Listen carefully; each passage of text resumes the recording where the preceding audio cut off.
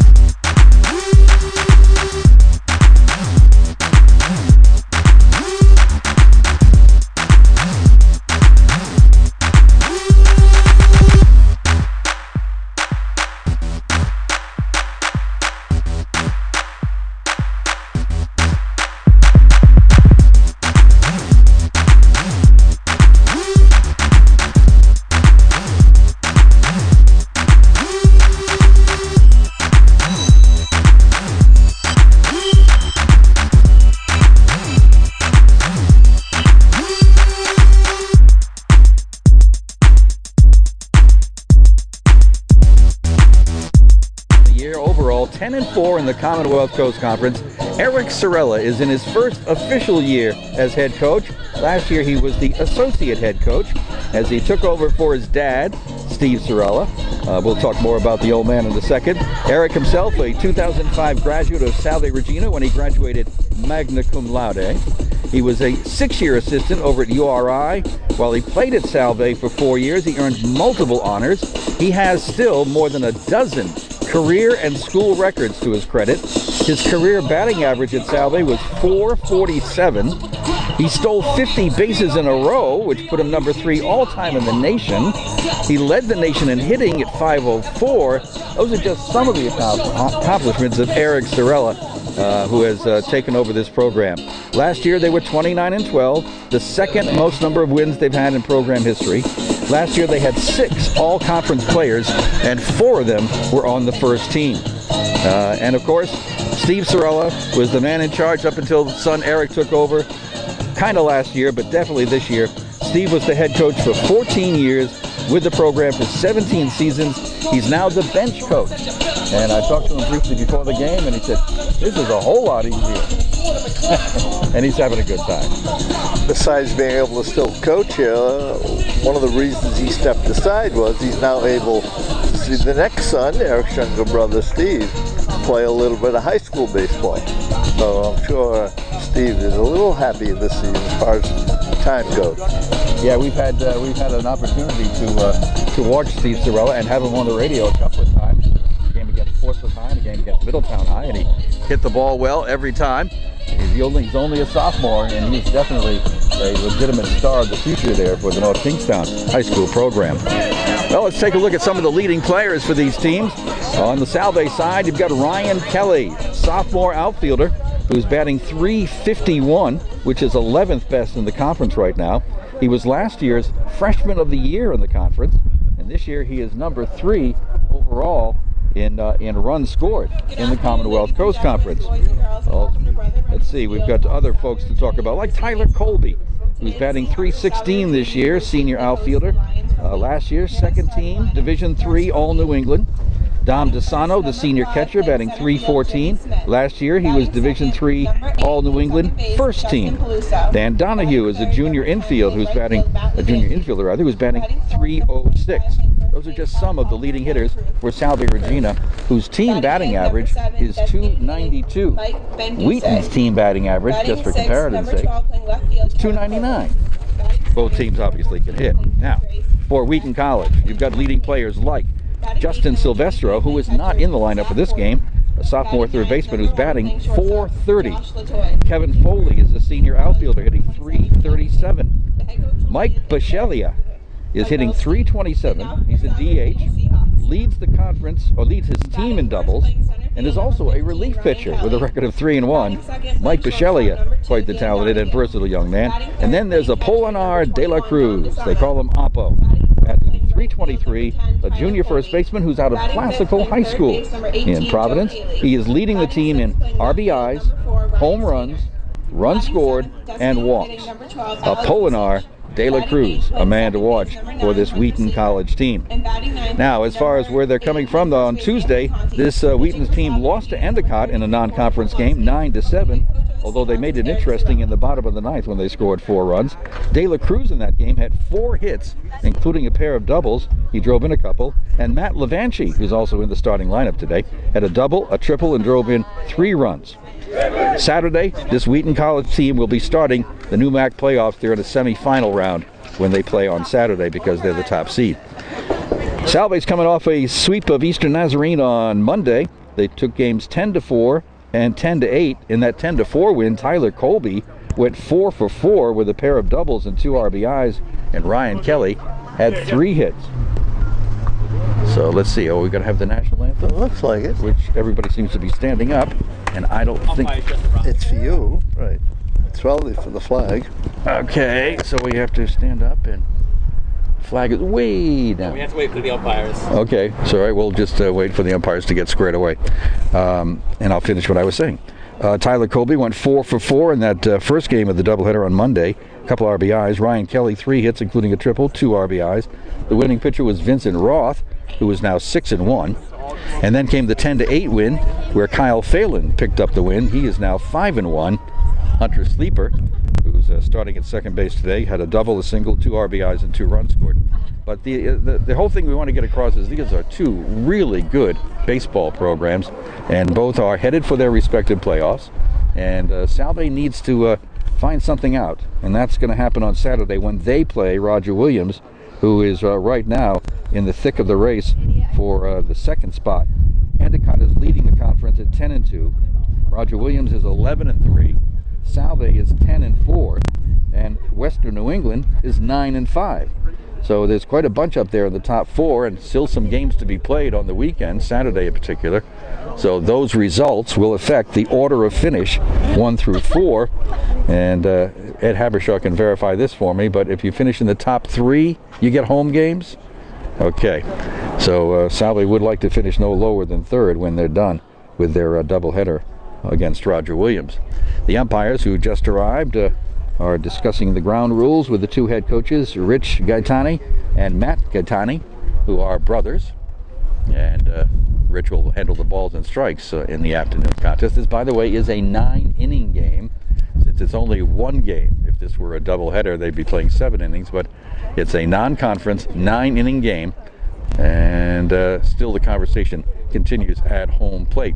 By the way, something new this year that I don't recall is the fence. Temporary fence in the outfield. Noticed that right away, yeah. Which gives a border sense to the field that did not exist previously. Before, if it got past the outfielders, it would roll practically down to the street, and or at least to the stone wall. Now we have a temporary fence that rings the outfield with the distance down the right field line at 320 feet.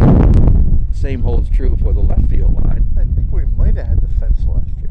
But did we? I don't remember specifically. 390 feet to straightaway center field. The wind could be a factor, and right now it's blowing in. So anything up in the air, and there's a good solid breeze there, could make it very tricky for infielders and outfielders if it gets up high enough. Could pose quite the challenge here. Both teams are standing on their respective baselines. Salve occupies the 3rd base dugout. They're on the 3rd base line, and over on the 1st base side is your Wheaton team. Salve's got the home white uniform effect going for it with the blue trim, and then you've got the gray uniform of the Wheaton Lions. The American flag in center field as we honor America. And let's see if we can, we may be able to pick up the playing of the national anthem here. We'll at least give it a try, and you can get rid of the feedback over there that they're having. Flag way down, straight away in center field.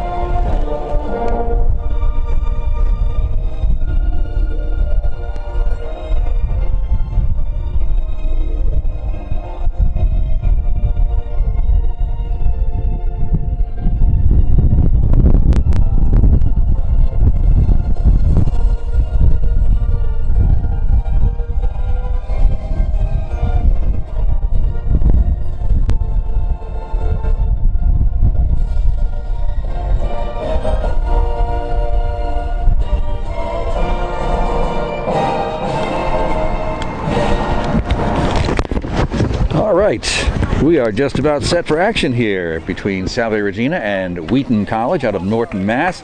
The starting pitcher this afternoon for Salve Regina is Corey Poplawski. Corey is a freshman, a right-handed thrower. His record is 1-2. His earned run average is 2.54. He has worked 28 in the third innings, has allowed 12 runs, 8 of which are earned. He has given up 29 hits in 28 in the third innings, struck out 16 and walked 6. The opposition is batting .257 against Corey Poplawski. Corey comes out of Syracuse, New York, and getting the start in this non-conference matchup with a very good hitting Wheaton College team. And I can see we're going to have to battle the music here this afternoon as it gets played between the innings. And we may end up losing that battle. Wish us good luck and all that. Mr. Gizzy is sinking into the surface here. Is there too much weight on that chair? Is that the problem? Yeah, these cushions are very heavy. All right, Corey's finishing his warm-ups. He'll be looking at the top third of that Wheaton order. Let me just turn that down a little bit. There we go. I lose that battle every time. The music always beats me. Jimmy Smith, Justin Peluso, and Matt Levanchi will be your top third of the order for the Wheaton College Lions. Our first look, and what may be the only look we get here this baseball season at Salve, Regina. They will be into the playoffs starting next week. And we'll see how much that wind plays a factor here. I'm watching that flag out in center field, and it keeps shifting around. Every now and then it's blowing right at us, and every once in a while it blows from left to right. But either way, either direction, it's very, very strong. Which means it'll be a factor on us as it blows straight in. Yeah, it could be. As the dust might pick up, we're right behind home plate. All right, Corey Poplowski is going to get ready to work here in the top half of the first inning, and stepping in first will be Jimmy Smith, a sophomore center fielder out of Worcester, Mass. Lefty getting ready to face the right-handed throwing Corey Poplowski to get this thing started. And our first pitch of the game is just about on the way. Here it comes. Fastball in there, call, strike one, and we are underway. Smith with a .312 batting average on the season. Often splits that outfield duty of his in center field. The pitch misses outside. 1 ball, 1 strike. On deck, Justin Peluso.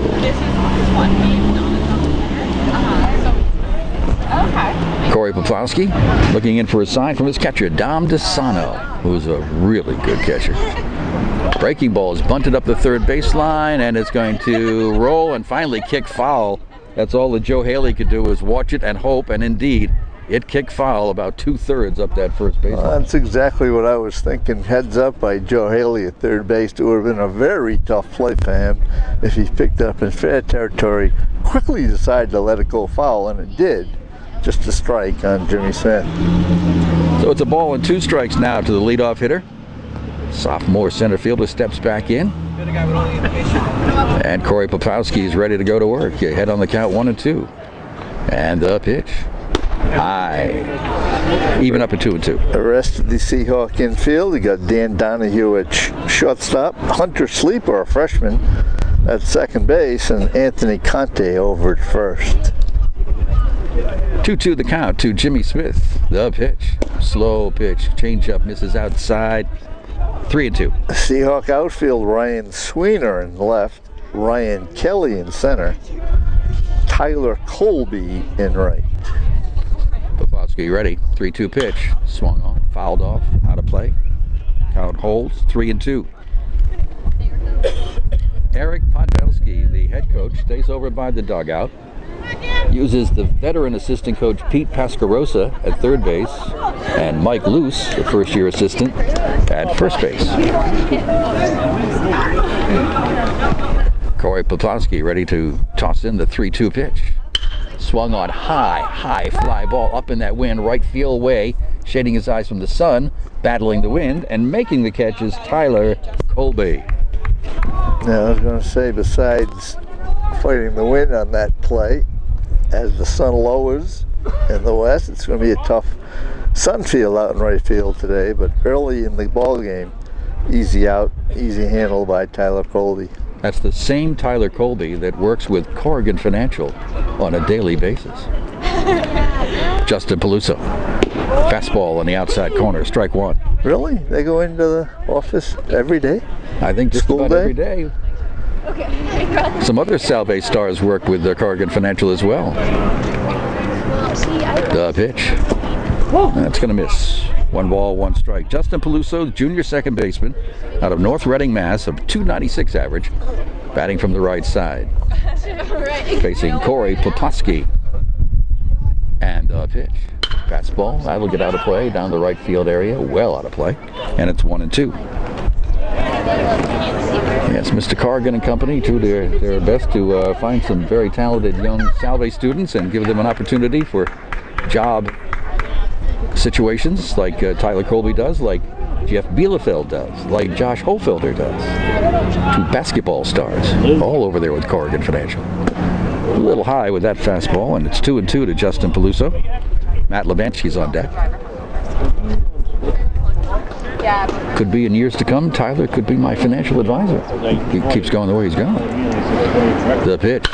Swing, and there's a shot into center field. Well struck. Drifting back, though, with room and waiting is the center fielder, Ryan Kelly, for out number 2. Routine fly ball to center field. He was playing so shallow, he had to go back a couple of steps. So with 2 up and 2 down, Matt Levanchi will step in to face Corey Poplawski. Matt's a sophomore. Bats from the left side. He is the right fielder and stands at the plate sporting a .287 batting average. Right-handed freshman Poplawski throws and misses inside. You can hear the wind every now and then kicks up into our headsets. We are a little bit sheltered back here, but not a whole lot. Just kind of sitting behind home plate with everybody else near the bleachers. Swinging a ground foul over by the dugout for his baseway where Wheaton hangs out.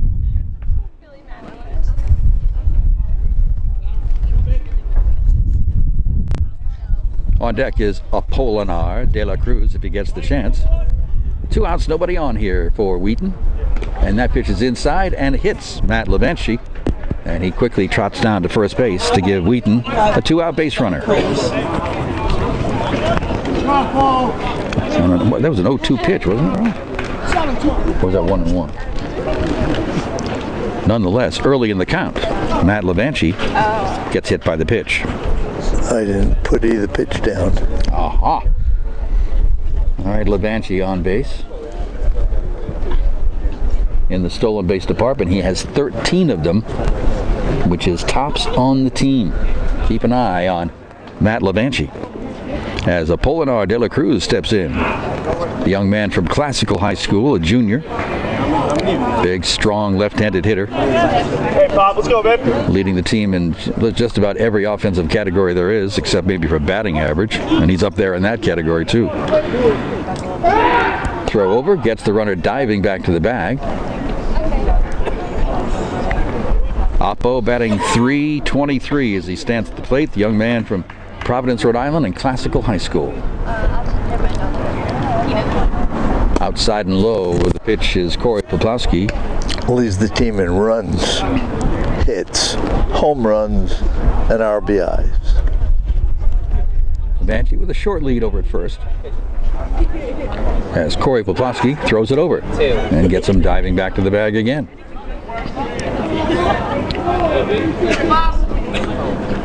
De La Cruz batting in the cleanup spot. Another left-handed hitter for Corey to worry about.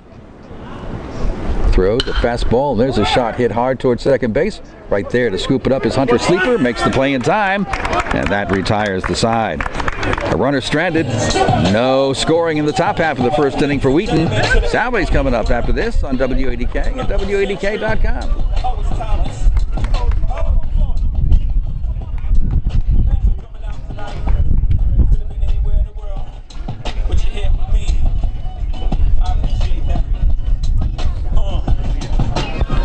To the is O, B to the is A. What should do my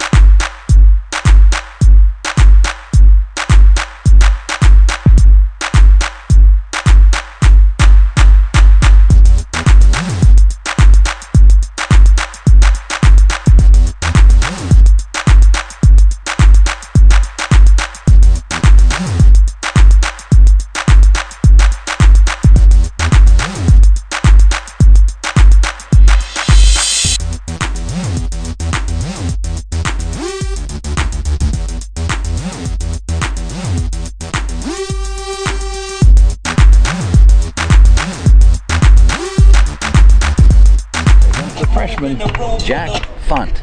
Now batting number And he'll take a look at the top third of this Salve order, which would be Ryan Kelly, Dan Donahue, and Dom DeSano.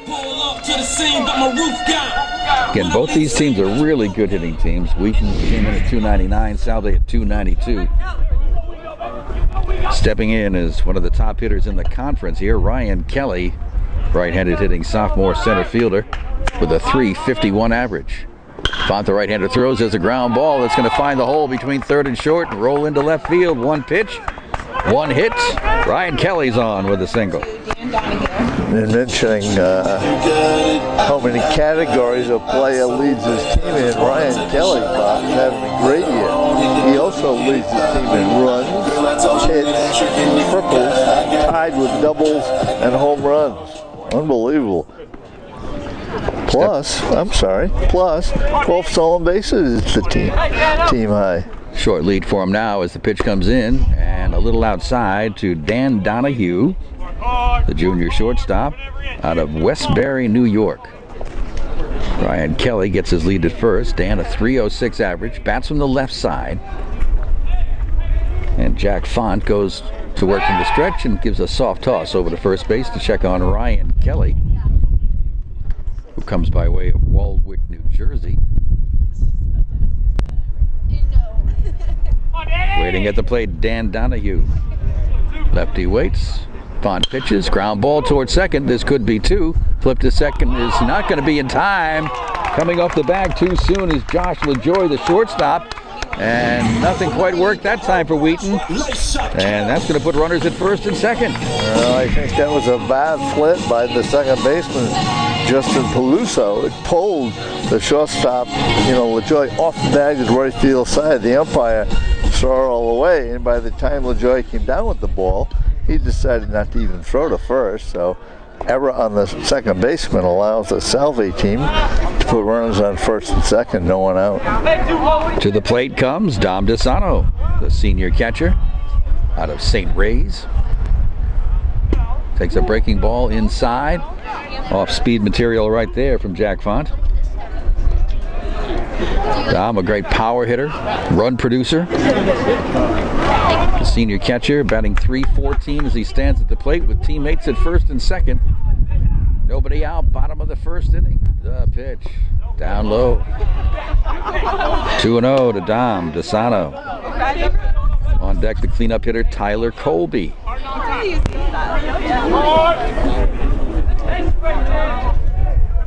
Jack Font from the stretch, taking his time now. Right-hander delivers. Swing and foul tip off the glove of the catcher. Both runners moving up a base, but don't realize that the ball was fouled off.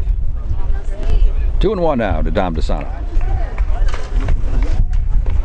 I think Dom wishes he could have that pitch over again. He cranked up on that 2-0 pitch. All he could do was tip it. Runners at first and second. Counts 2-1. DeSano, the right-hander, waits. That pitch is low and outside. Trickles away from the catcher. Got the runner at first way off the bag. Now we've got a little bit of a situation here. And we're waiting. Finally, the throw gets played to first. And did they get the tag? Oh, yes, they did. De La Cruz just managed to put a tag on the diving Dan Donahue, and then back to second safely is Ryan Kelly. Well, Donahue made a base running mistake. That was a wild pitch, he thought, heading to the backstop. The runner on second wasn't going anywhere. Donahue, the runner on first, broke for second and got caught between first and second. Catcher did a great job of run right at the runner when you have a player like that, and they got the out. So now just a runner at second with one out, and DeSano waits at the plate with, I think, a 3-1 count. The pitch. That's low and outside. That is ball 4.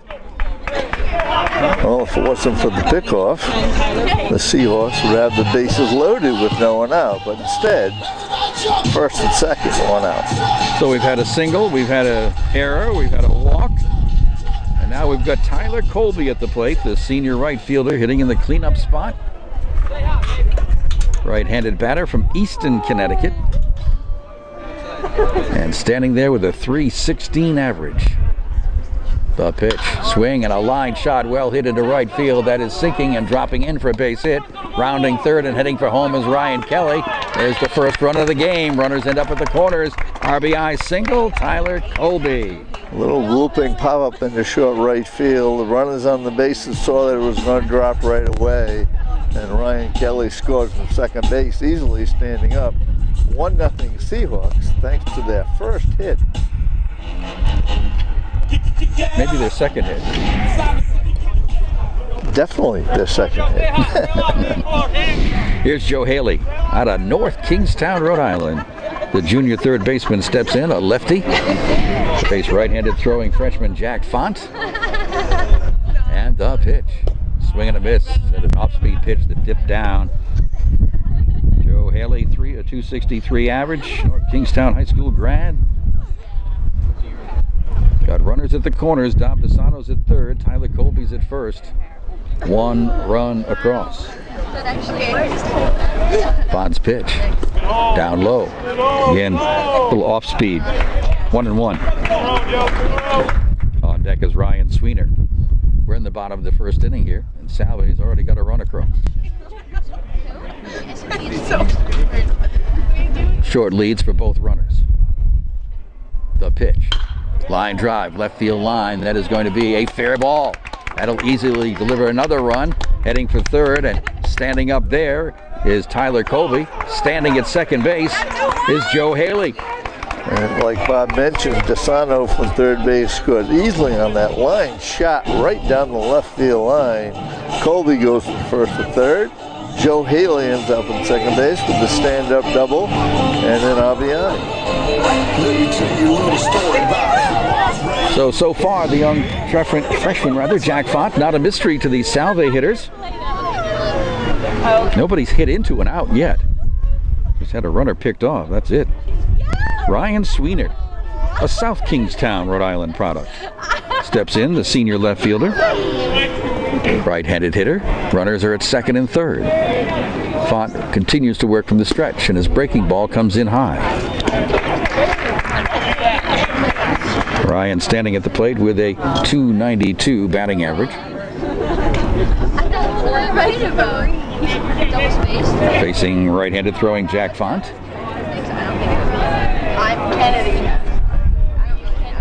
Font working from the stretch is ready. There's a bunt attempt, fouled off. That would be a safety squeeze, I think, Mr. Gizzi. It was. The runner on third did not break on the pitch. He waited for the bunt to get laid down before he broke. It's termed, like Bob said, safety when you wait till the ball is safely down. Come on, Smith, let's go. A ball and a strike to Ryan Sweener. Let's see if they keep the bunt sign on or change it. The pitch, very high. Trying for some kind of a breaking ball that just stayed up there. It's 2-1. Brett Fontaine is the Lions' third baseman, way in. Jocelyn Joy at short. We mentioned Peluso at second. And of course, Apollina at first. Dela Cruz. The pitch, fastball swung on. There's a shot into left field, and that is going to be over the head of the left fielder. That's going to roll for a while. That's going to score too easily. Into second base with the double. Ryan Sweener delivers for the Seahawks. Another clean base hit for the Seahawks. Line shot over the head of left fielder Kevin Foley. Plates Colby and Haley.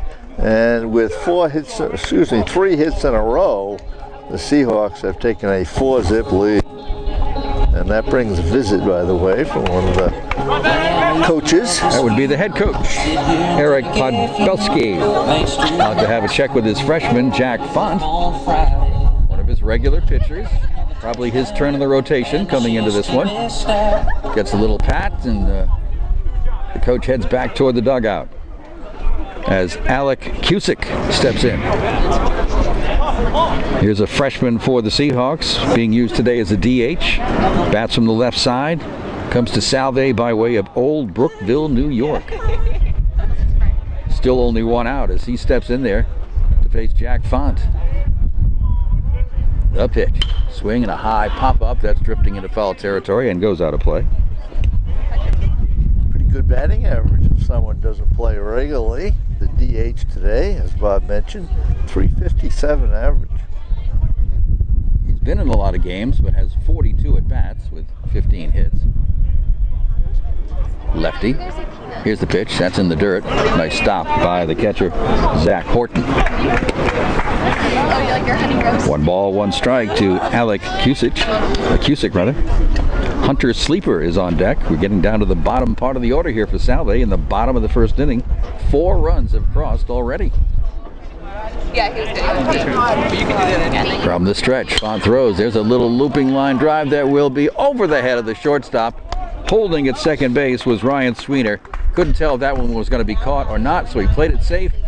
Runners are at first and second. Absolutely right. Little pop fly in the short left. Looked like the shortstop, Joshua Joy, actually misjudged it. He stopped and reached up instead of, backpedaling a couple more steps. He might have made the catch. But Sweener stayed at second as Cusick gets another Salve hit.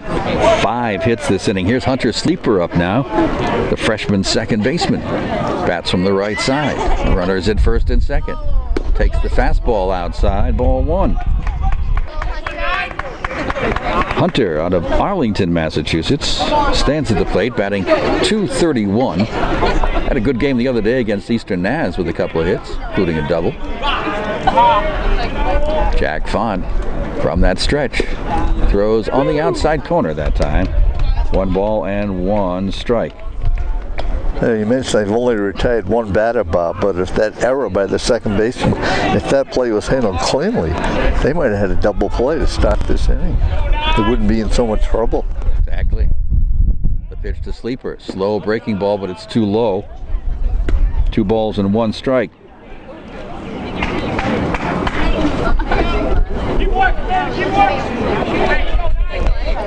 Hunter Sleeper with a slightly open stance on the right side. Jack Font gets ready and brings it on home. There's a swing and a ground ball right side towards second. Scooped up. They'll make the flip to first to get the out there, and the runners will advance. Meaning Sweeney was over to third, and Cusick down to second. Second baseman Justin Beluso made sure he got 1 out at least on that play and got Sleeper over at first for the second out. So we get the number 9 man in the order up, and that is Anthony Conti, the senior first baseman out of Georgetown, Mass. A left-handed batter as the Seahawks bat around in the bottom of the first inning. Runners at second and third, and a chance maybe for Anthony Conti to add a few more. Font's pitch. Off speed, fouled off at the plate. Anthony on the season batting .288. Trying to keep this first inning going here for the Seahawks. Leadoff hitter Ryan Kelly waiting on deck should he get the chance. The pitch down in the dirt. It'll be 1 ball, 1 strike now to Anthony Conti.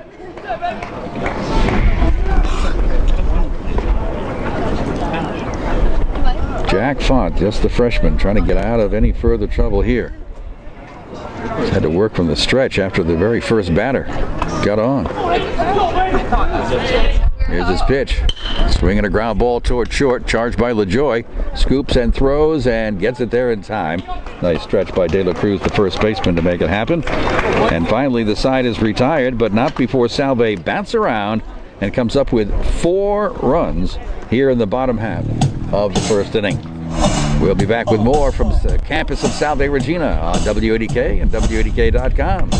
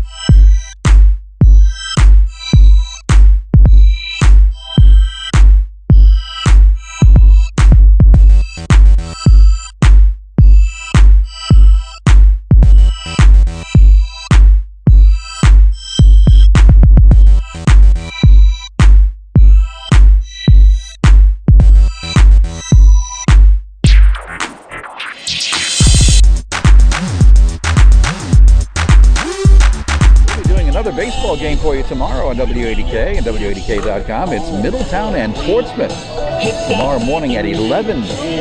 Should you like to tune in or maybe even get out there and watch it? Should be interesting. Now batting number 7, Mike Bennett. We go to the top half of the second inning. Wheaton College will send up the 5, 6, 7 part of their order. That would be Mike Benedus, Kevin Foley, and Brett Fontaine. And the pitch from Poplawski is in there for a call strike to Mike Benedus, who's a South Kingstown product out of Moses Brown School. Sophomore DH, right-handed hitter. The pitch, swing and a miss. Quickly 0-2. Mike Benedus, a .318 average on the season. Batting from the right side. Good curveball, good fastball. Corey's up 0-2. And the pitch, fastball, a little bit high, 1-2. Salve off to a great start, putting 4 runs across in the bottom of the first inning against a very strong Wheaton College team here. Breaking ball swung on a ground ball up the middle. That's going to find its way into center field. On the breaking ball, Mike Benedus finds his way on to first with the leadoff single. Yep, catcher Dom DeSano set up way outside, and Corey did not hit that spot. Left it too good for a 1-2 pitch, and Benedus gets the first line hit. All right, stepping in now is Kevin Foley, senior left fielder, batting .337, hitting in the number 6 slot. Lefty waits, takes a pitch on the outside corner. Mike Benedus down at first, trying to help his Wheaton team catch up a little bit here in the second inning. Quick throw to first, close play, diving in ahead of the tag was Mike Benedus. That was a very good flip and a quick one from Corey Poplawski. Not to mention how accurate it was. 0-1 the count, and again he flips it over, and this time the runner is back standing. Corey Poplawski, like Jack Font, his counterpart, just a freshman. And goes again over to first base. That time, first baseman Anthony Conti had to kind of jump off the bag to make sure that didn't get away. So a lot of attention being paid here to Mike Benedus. Only has no stolen bases this year. Off-speed pitches outside. 1 ball, 1 strike to Kevin Foley. And with a 4-run lead pitch, work on the batter. Advice from the veteran baseball individual over here. Pitch in the dirt, nice stop by Dom DeSano. 2-1 now to Kevin Foley out of Southbury, Connecticut. On deck is Brett Fontaine. Corey kind of takes his time between pitches. Got the sign now. And from the stretch, he delivers. That's a little bit off. Maybe outside, maybe high, very close, but a ball, 3-1. That's Rich Gaetani calling the balls and strikes while his brother Matt is on the bases. The pitch, too high, ball 4. Well, this would not be the way that Eric Sorelli would want his pitcher to start off the inning after they score 4 times. Single and a walk put the first 2 on here in the top of the second for Wheaton, and now it's Brett Fontaine. And that's why you work on the batter, so you don't lose concentration and end up walking him. That's exactly what he just did.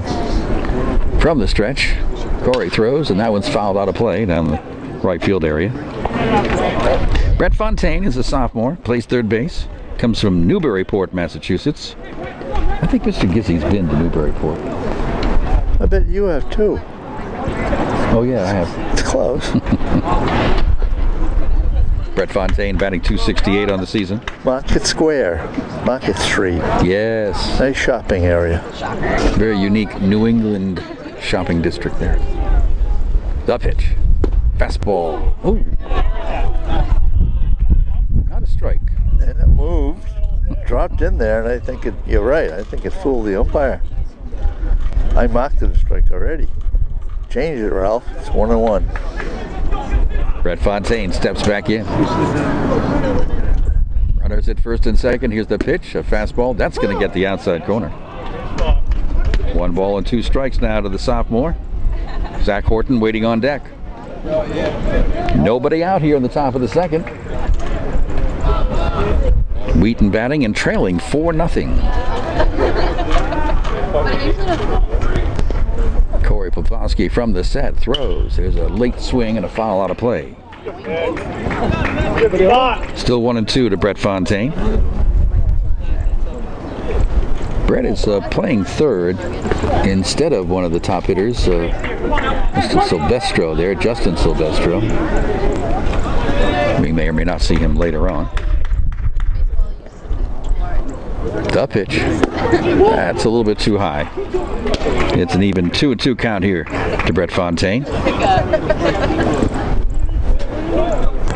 Brett on the year is, let's see, has 14 RBIs. Looking to get one, add one on here if he can. Poplawski's pitch. Slow breaking ball is swung on and missed. Great location. And a very important out number 1 right there.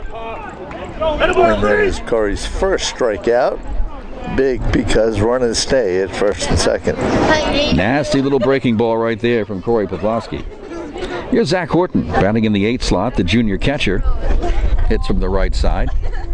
Down at second is Mike Beneduce, led off the inning with a single. Down at first is Kevin Foley, who drew a walk. Zach Horton from North Attleboro at the plate. Takes a fastball high. Zach on the season batting .239. On deck, the number 9 batter, Josh LaJoy. Corey Poplawski on the mound, ready to work from the set, and he throws another high fastball. Working down, working down. 2 balls, no strikes. Got all kinds of celebrities over here from Salve's athletic endeavors, like incredible basketball player Megan Harden, helping to work the scoreboard. Here's the pitch. That's a ball. I think we are seeing a very small, tight strike zone. Well, definitely not a high one. Oof, that looked good. So the count is 3-0 to Zach Horton. Runners lead from first and second. Fastball's right in there. Zach taking that one all the way. Big opportunity here for Wheaton. Only 1 out. Runners at first and second, and a 3-1 count to the junior catcher, Zach Horton. And the pitch. Swing and a foul. That's going to get out of play over in that first base area, but well over the fence and into the street. A full count now to Zach Horton. Freshman Corey Poplawski sporting a 2.54 earned run average. Control-wise, only 6 walks in 28 plus innings. Needs to throw a strike and hopefully an unhittable one as he gets ready to deliver to Zach Horton, who swings and sends it off the pitcher, caroms off his leg, heads toward third. Everybody's going to be safe, and the bases are loaded. Hit Philly hard by Zach Horton, the pitcher, and Corey couldn't get his glove down in time, deflected off his leg, halfway towards third base. No play for either one, and that infield hit loads the bases, 1 down. And we'll make sure that Corey Poplawski is okay. Eric Sorella does not come out of the dugout to head to the mound. I think Corey says, I'm fine. He's talking with his catcher right now, Dom DeSano, and has to deal with the number 9 man in the order, Josh LaJoy, the freshman shortstop. So a spot here for the young freshman hurler. Try to get out of a bases loaded jam and 1 out in the top of the second. Right after his team put 4 up on the board in the bottom of the first. Lions are threatening to come right back. LaJoy, right-handed batter, .247 batting average. Salve's going to move up on the edge of the grass in the infield, and there's ball 1 to Josh LaJoy. Josh, one of several players in the Sweden team on the inside line in that batter's box, very close to the plate. Pavelski working from the stretch with the bases loaded. Throws a fastball. There's a high fly ball into left field. Drifting back and waiting and making the catch is Ryan Sweener. Runner at third will tag up and score with ease on the sacrifice fly by Josh LaJoy. And Mike Beneduce is the runner who scored from third base to make it a 4-1 ball game, and a good throw by the left fielder Ryan Sweener. No chance to throw it home and get the runner. He made a one-hop throw to third base where the throw should have gone, and that's the second out of the inning. So we go to the top of the order now with a run across here for Wheaton. It's 4-1, and Jimmy Smith will step in. Left-handed hitting sophomore, flied out to right field the first time up. Runners lead from first and second as Corey goes back to that stretch, and there's a shot foul well down the left field area, headed toward Chateau Soumer. Bob thinks he can speak French pretty good. He just learned in the last year how to say Chateau Soumer. Isn't that your summer home? Not anymore. Not anymore? I sold it. You had to give it up? Okay. Oh my God, wait, Monday. 0-1 the count. The pitch on the outside corner taken for a strike by Jimmy Smith. It's 0-2. Important for Corey to get ahead of the hitters, and he hasn't done that a lot this inning. But he does it right here to Jimmy Smith. 312 hitter on the season before he flied out his first time up. Corey from the stretch. Goes up high. Can't tantalize Jimmy Smith to swing at a bad pitch. 1-2. Although Mr. Gizzy is delighted at the location of that pitch. 0-2, high and away. Yeah. What happened to? I wanted to go to this. 1-2 count now to Jimmy Smith. On deck is Justin Peluso. Should go away again. Here it comes. Breaking ball. Oh my goodness. Didn't quite catch the outside corner. Yes, it did. It's 2-2. We're on a little bit of an angle. I'm on more of an angle than you are, Ralph, so I can't tell a lot about some of those corners. That was really close. 2-2. Yeah, I should be the umpire today. The inning would be over. All right, Corey gets ready. Works from the stretch again with runners leading from first and second. Throws another breaking ball, and that one missed somewhere inside, maybe. 3-2. So Corey has gone from an 0-2 count to a 3-2 count. Trying to get the third out here in the second inning and prevent any further scoring. Here comes his 3-2 pitch. Breaking ball, chopped slowly toward first base. Charge right there and bobbled right there at first by first baseman Anthony Conti. That's going to allow another run to score, and Wheaton has cut that Salve lead in half. A real slow hopper to Conti at first base, and you could tell he was already confused about what to do. If I get this ball, should I take it myself or should I go to the pitcher? And he totally missed it. He didn't just bobble it. It went right by him. Everybody's safe. The error keeps the inning alive. First and second, 2 down. And Justin Peluso at the plate. First time up, he flied out to center field.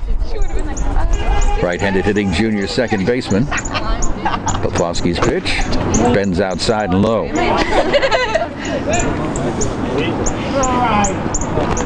Corey Pavelski let down a little bit by the defense, otherwise he'd be out of the inning by now.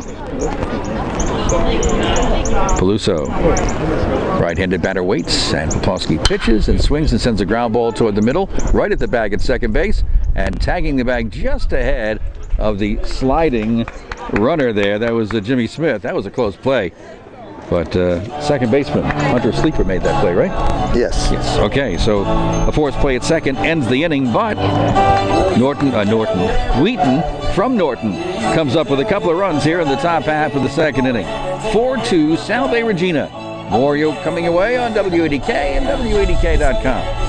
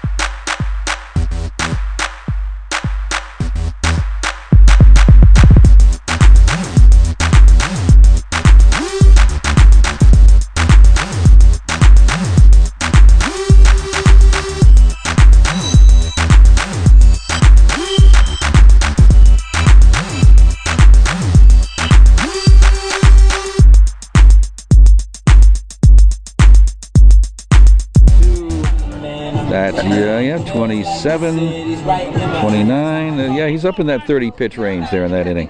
Well, we thought we'd see a few pitches in this ball game today as both teams get ready for the playoffs. We might see the second pitcher a little sooner than we thought, though, for Salve with that pitch count. To the top of the order we go in the bottom of the second after Salve batted around in the first inning and looking at a breaking ball for a strike is Ryan Kelly. It's Ryan, then Dan Donahue and Dom DeSano here in the bottom half of the second inning. The pitch, swing and a miss. Ryan's down on the count 0-2. Singled his first time up between third and short. Came around and scored the first run of the 4-run first inning. Right-handed hitting, sophomore. Down on the count here with Jack Font on the mound. The pitch, outside, tempting but holding back. Ryan Kelly, 1-2. Again, Ryan, one of the category leaders here. Swings at this slow breaking ball, a slow roller towards short. Charged by LaJoy. His throw is not going to be in time. I'm not sure he would have gotten him even if he'd made a good throw that was in the dirt. That was a very slow roller. We need an official scoring on this. He said base hit. Okay. Official, I agree with you. He probably would have beat it out anyway. So the speed of Ryan Kelly pays off right there. And he starts off the second inning with a single. 2 for 2 now for Ryan. And here comes Dan Donahue to the plate. Reached on an error his first time up. Then got picked off with a little base running gaff. Runner goes, swing and a miss. Throw is going to be way too high. Sliding in easily with a stolen base is Ryan Kelly. Ryan's a pretty fast runner. How many stolen bases? He has 12 to top the team in that category. 13 now. Gets himself in scoring position. And Dan Donahue waits at the plate. Left-handed hitting junior out of Westbury, New York. The pitch, swing and a line drive. That'll get into center field for a base hit. Will they try to send Ryan Kelly? He rounds third. He's coming home. The throw's not even made there. To the cutoff man by the mound. RBI single, Dan Donahue. The ball was bobbled a little bit by Jim Smith in center field. Once he made the bobble, no chance to get the speedy Kelly rounding third. And went into the cutoff man. RBI single, Dan Donahue. So Salve gets one of those runs right back. Now leading 5-2. Nobody out. Number 3 man in the order, Dom DeSano, is going to step in now. Senior catcher's first time up, drew a walk, scored a run. Batting on the season at .314. Slow breaking ball, fly ball left field, well struck. Drifting over is the left fielder, and making the catch is Kevin Foley. Back to first goes Dan Donahue. Ball hit fairly hard down the left field line, but stayed up high enough. So Foley left made the grab. No advance by Donahue at first. 2 down. Tyler Colby's going to come back up for a second time here, batting in the bottom of the second. RBI single for him in the first inning. Later scored a run. The senior right fielder in the cleanup slot. Good solid right-hand bat right here. Throw over to first, and diving to the bag is Dan Donahue. Dan has 8 stolen bases on the season, number 3 on the team. On the mound, the freshman Jack Font, dealing with Tyler Colby. Waiting, and Font brings it on and gets the outside corner on that call. 0-1. I have to keep track of how many times I can say Tyler Colby and Corrigan Financial in the same sentence. Just check myself there. No balls, 1 strike. Font throws over again. This time back easily is Dan Donahue. If you joined us late, we've got Salve Regina baseball on the radio for you, and on W80K.com, and on the Salve Regina link as well. It's scary, but we're almost everywhere. Slow breaking ball, line toward the middle and at the bag to make the play and flip to first for 2. Nice play for Justin Pelusa. Shading toward the second base bag, took that to Hopper and turned it into a very easy double play to end the second inning. Salve does come up with 1. And after 2 full, it's Salve 5. And yes, Bob?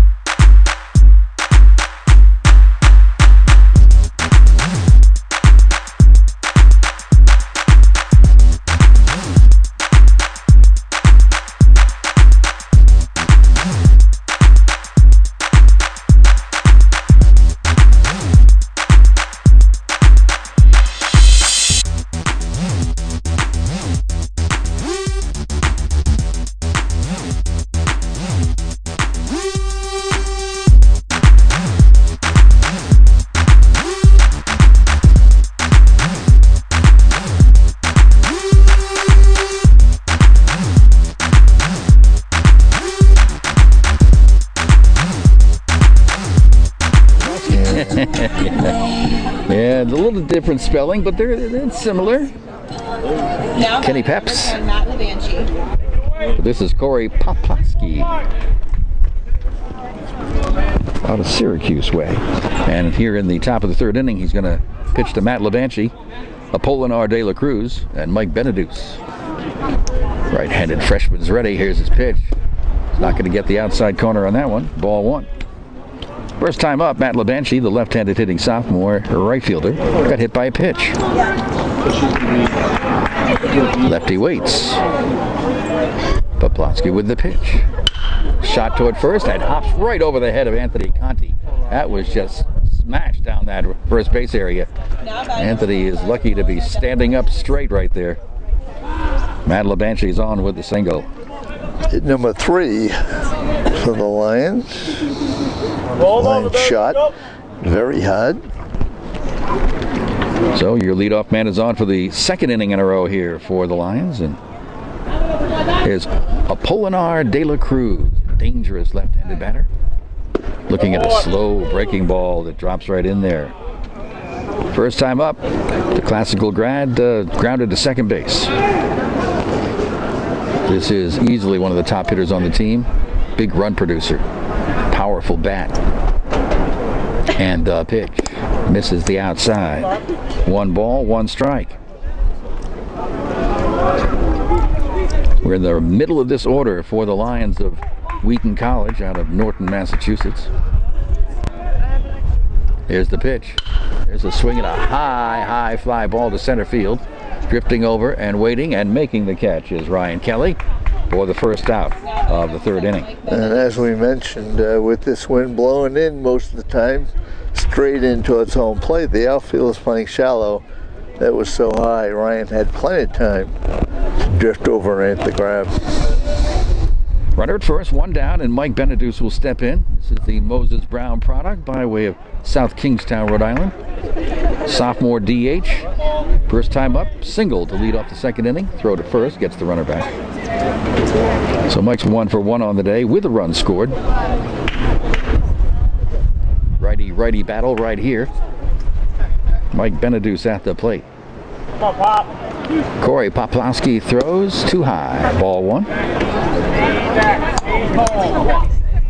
We're kind of seated back here among the throng of Salve fans in the bleacher area behind home plate. A little cool and breezy. The pitch. Swinging a ground ball towards short. Backhanded nicely. Flip over to second. Gets 1. Relay to first. Got the double play. Nicely started by Dan Donahue. Great turn at second by Hunter Sleeper. And Salve goes 6-4-3 and retires Wheaton here in the top of the third. Nice little finish to this half inning. Still 5-2 Salve. We'll be right back. Next to me.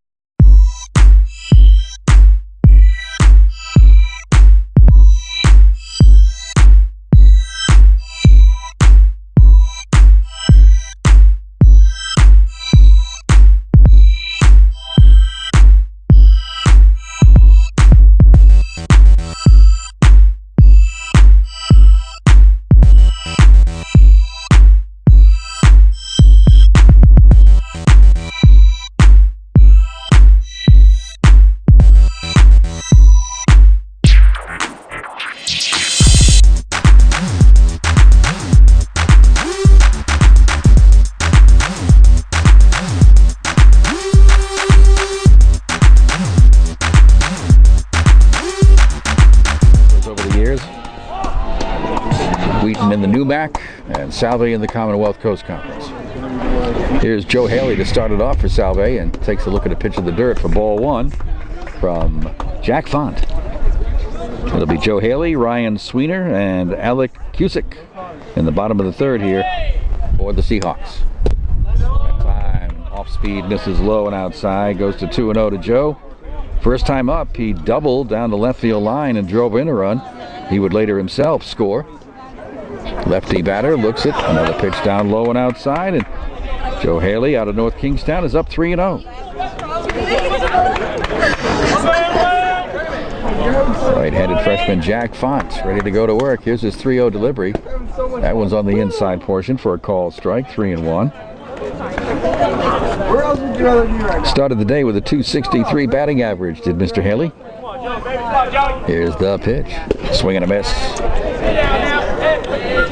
3-2 now to Joe.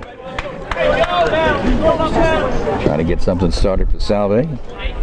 Scored 4 in the first, 1 in the second. Pitch down low, and he draws a walk to start things off in the third. Number 4, Ryan Sweener. Walk number 2 off Jack Font. All right, stepping in, Ryan Sweener out of South Kingstown, Rhode Island. Ryan in his senior season. Captains of this team, by the way, there's a lot of them. Tyler Colby, Dom DeSano, Dan Donahue, Kevin Lambert, and Kyle Phelan. The pitch, right in there. Taken for a strike by Ryan. His first time up, he doubled to left, drove in a couple of runs. Down at first, Joe Haley. And a throw over to check on Joe, and he'll dive back into the bag. You're right. You're high. Joe has just 4 stolen bases on the season. Been caught just once. 0-1 the count to Ryan Sweener.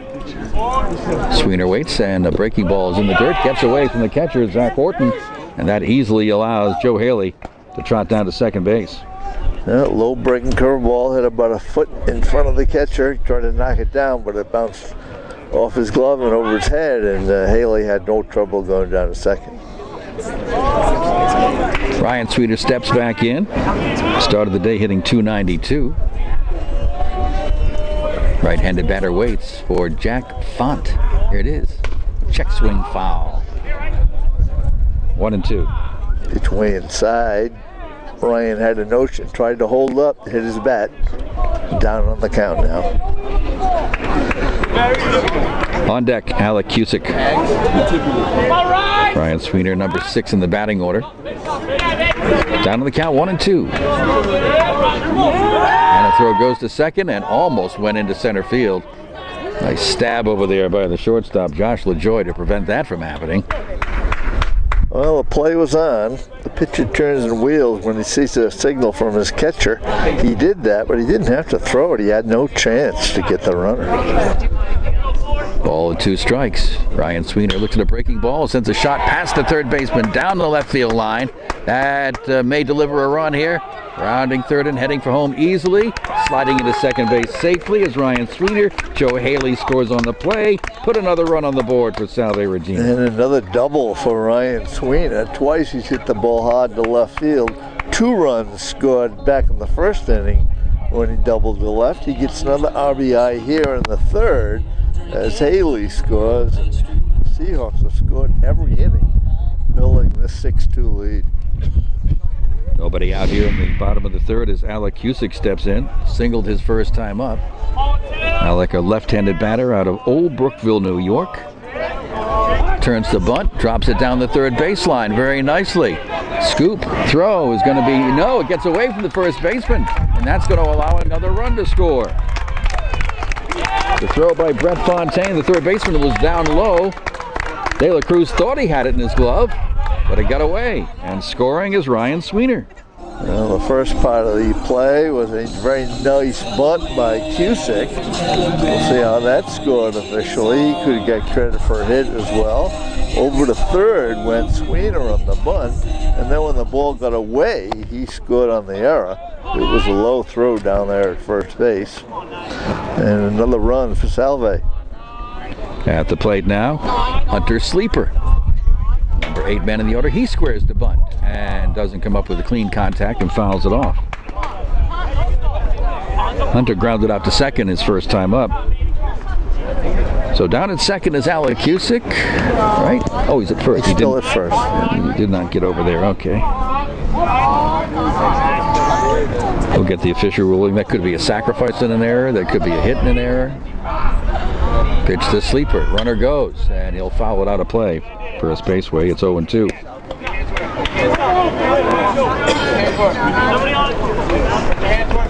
So Salve adding some more runs here in the third inning. 4 in the first, 1 in the second. So far, 2 in the third. They have a 7-2 lead at the moment. Hunter Sleeper, the freshman second baseman at the plate, against freshman Jack Font. The pitch, fastball, fouled off the screen, and Hunter stays alive at 0-2.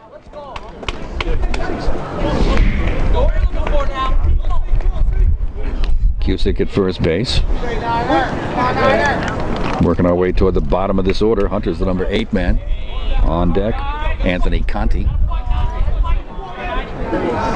And Font's pitch, slow breaking ball, just got a piece of it, did Hunter Sleeper, to keep himself alive there at 0-2. That off-speed breaking ball of Jack Font comes in so slowly. It's very hard to lay off of it. The question is, can you get your bat on it? Well, there's a couple of different speeds with his slow ball like that. 0-2 pitch, goes low and outside. 1-2 now to Hunter. Out of Arlington, Mass. And you can again hear the wind in our headsets. Right now it seems to be more left to right than blowing in. Kind of switches around. Throw to first, diving back easily. Ahead of the throw is Cusick. We're only in the bottom of the third, a 9-inning non-conference game right here at Brother Reynolds Field on the campus of Salve Regina University. Here's your pitch. Again, that slow breaking ball, that swung on and missed. Out number 1, Hunter Sleeper, fans. Again, look like a different speed. You know, in high school, Bob, I really am impressed when a pitcher has a nice changeup. Here in college, when a pitcher has 2 different speeds on his changeup, that's very impressive. And Sleeper goes down as Font gets credit for his first strikeout. So that brings up Anthony Conti now, left-handed hitting first baseman, hitting number 9, and looking at a pitch up high, ball 1. 2 runs across, runner at first, 1 down, and on deck is the leadoff hitter Ryan Kelly. Conti is first time up, a ground ball to short. Throw over to first again. Keep an eye on the runner, Alec Cusick. Cusick with 5 stolen bases in 6 attempts. Salve as a team had stolen 62 bases in their 32 games. Font from the stretch delivers That's in there for a strike. 1 ball, 1 strike.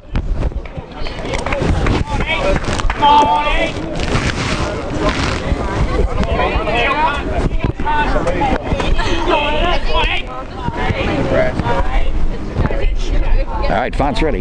Here it comes. That's in the dirt. Runner takes off. No throw will be made. Taking off even before the pitch was released was Alec Cusick. Oh, if you notice that, then he's going to get credit for a stolen base if he broke on the pitch. Now, he was taken off with the pitch, that for sure. Right. Caught him in my eye. Give him an SB. Way to observe, Mr. Angel. Well, instead of an SB, can I give him a stolen base? 2-1. The pitch on the outside corner for 2-2 to Anthony Conti out of Georgetown, Mass. In his senior year, began the afternoon with a .288 batting average. Facing right-handed freshman Jack Font from the stretch. The pitch. Slow breaking ball, fly ball, left field way, not too deep. There to make the catch easily is Kevin Foley for out number 2. Now batting number 15, Ryan Kelly. Anthony Conti going with the pitch, but not getting enough of it. So we go to the top of the order. We go to Ryan Kelly, who so far is 2 for 2. Ryan with a pair of singles and a couple of runs scored. Looking to see if he can add another run here for Salve. He's already put 2 across in the 3rd inning. Tough right-handed batter here, Ryan Kelly. The pitch, that's in the dirt. Nice stop by Zach Horton, the catcher. 1 ball, no strike. Kelly's also shown us his speed, Bob, with 1 stolen base. Good speed being on infield hit last time. Good speed scoring from second base on a base hit. The pitch, swinging a foul. 1-1 to the sophomore from Waldwick, New Jersey.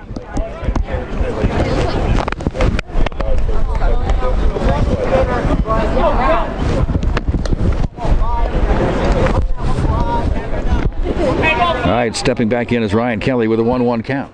Down at second base, Alec Cusick. Long look in by Jack Font. Now he goes to the stretch. The pitch, swing and a miss. Fired 1 past Ryan Kelly. It's 1-2. Dan Donahue waits on deck should the opportunity present itself for him to bat in this 3rd inning.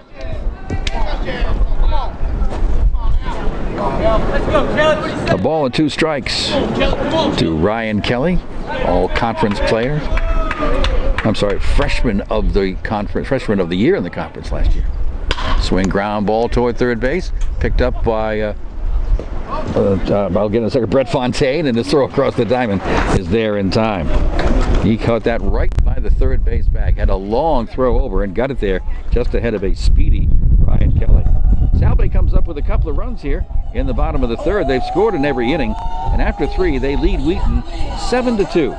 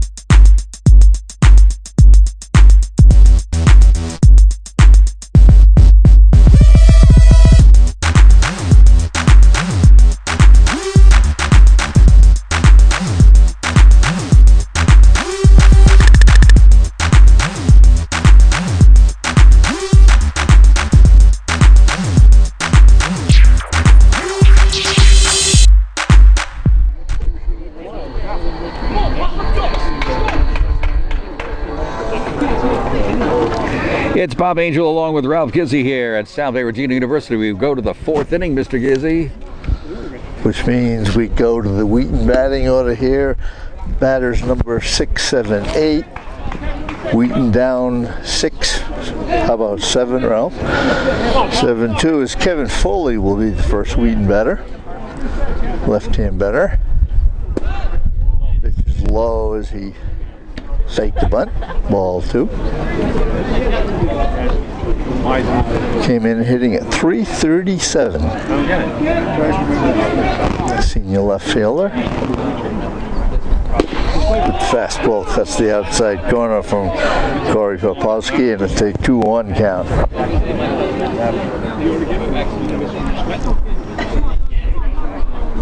As Brett Fontaine is the on-deck batter for the Wheaton team. There's a foul fly way left and out of play. Count goes to 2-2 on Kevin. Salve has scored 4 runs in the first inning, 1 in the second, 2 more in the third to build up that 7-2 lead. And I've got 8 hits for the Salve team versus 3 for Wheaton. Is the 2-2 pitch, ground ball first base way, fielded by Conti this time. He finally got a regular hop. Anthony Conti says thank you. Runs over to the bag himself, 1 down. Yeah, right at him, and he stayed right with it. Wasn't going to let this one get by him. Always good to get that leadoff guy. That hasn't happened since the first inning here for Corey Popowski. Brett Fontaine stands in. Strikeout victim his first time. First pitch is right in there, strike call. Foley, by the way, in his earlier at bat had drawn a walk and scored one of the 2 Wheaton runs. Curveball slowly hit to the shortstop. Donahue up with it over first in time, 2 down. Ball hit slowly towards second base bag. Shortstop loves it when it's to his left. Come up with it, good throw. 2 quick outs here. Wheaton 4th inning. That's what Corey needs. He had a nice quick inning last inning. Only took him 7 pitches to get out of that one after he had thrown 31 pitches in the second inning. Throw strikes, Corey. And Zach Horton gets one right in there. Strike 1 call. Zach Horton, the catcher. Had an infield hit his first time. Hit a hard ground ball off Corey Popowski's leg. Takes the pitch low, ball 1. Get credit for a hit. One of the 3 Wheaton hits through the first 3 innings. Came in hitting at 239. Pitch is very low, and the dirt ball 2 to catcher Zach Horton, who calls all the pitches for his Wheaton team so far today, I've noticed. He stands in now for a 2-1 count. Catcher DeSano sets up way outside. I love to see that. Ball's fouled back. It's a 2-2 count on Zach. We've had about 4 innings, Bob. Have you noticed what I probably really like about the Wheaton uniforms? Ground ball up the middle into center field, base hit just to the right of second base. 2 out single, Zach Horton. He's now 2 for 2 on the day. Well, I'm looking to see if they're all wearing the leggings up high below the knee. And that's all I see so far. They all are. They all are? I think that's great. Every single player is showing his socks. I love to see that style, which used to be the style for every team when we were kids. First pitch to Josh Lajoie is foul back, strike 1. Wait a minute. We were kids? Yeah, that was a long time ago. Yeah, we were, weren't we? Yeah. Now, every once in a while, you might see a player showing his socks. But this whole Wheaton team is showing their socks. I like it. Pitch is high to Josh, 1-1. 2-out single by Horton. He's down at first. Josh is the number 9 batter. Has sacrifice fly his first time.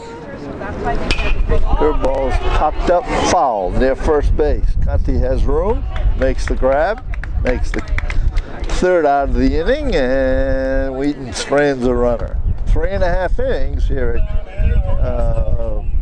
Salve campus. It's still 7-2 Salve.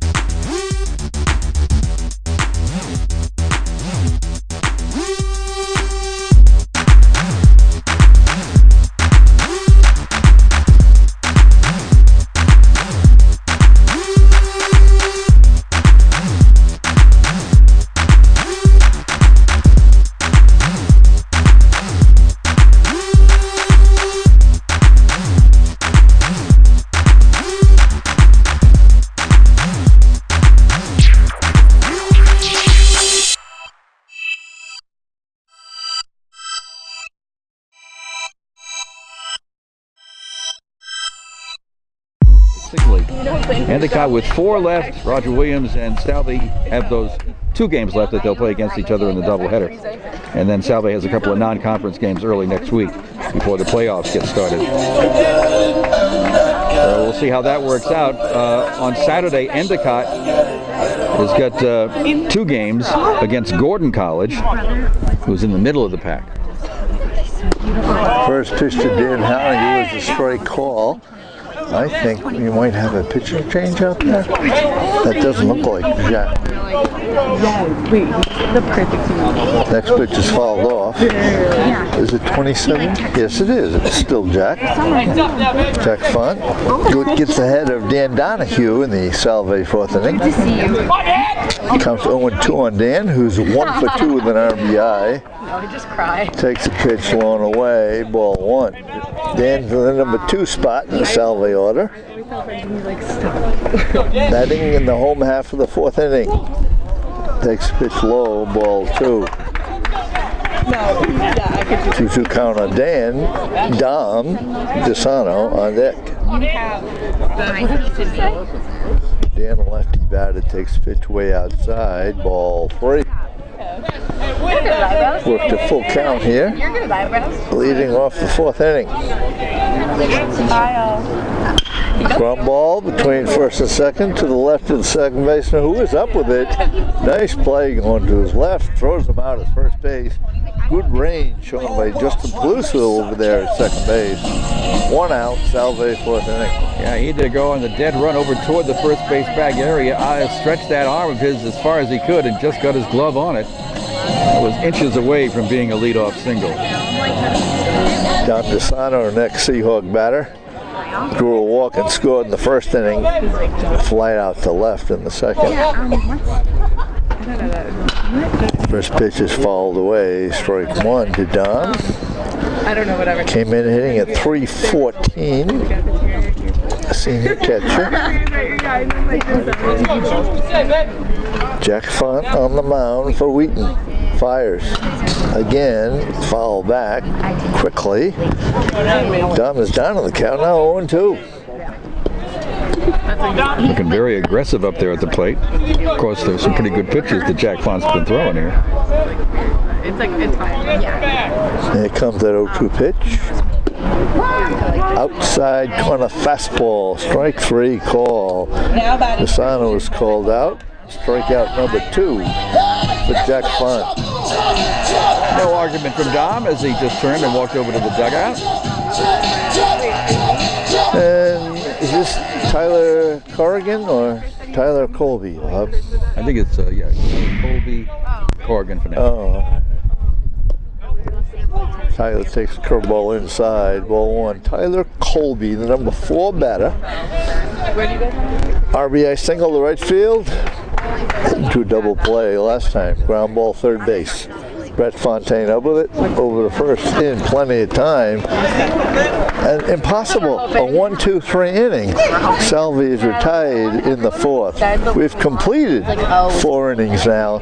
Salve still has that 7-2 lead.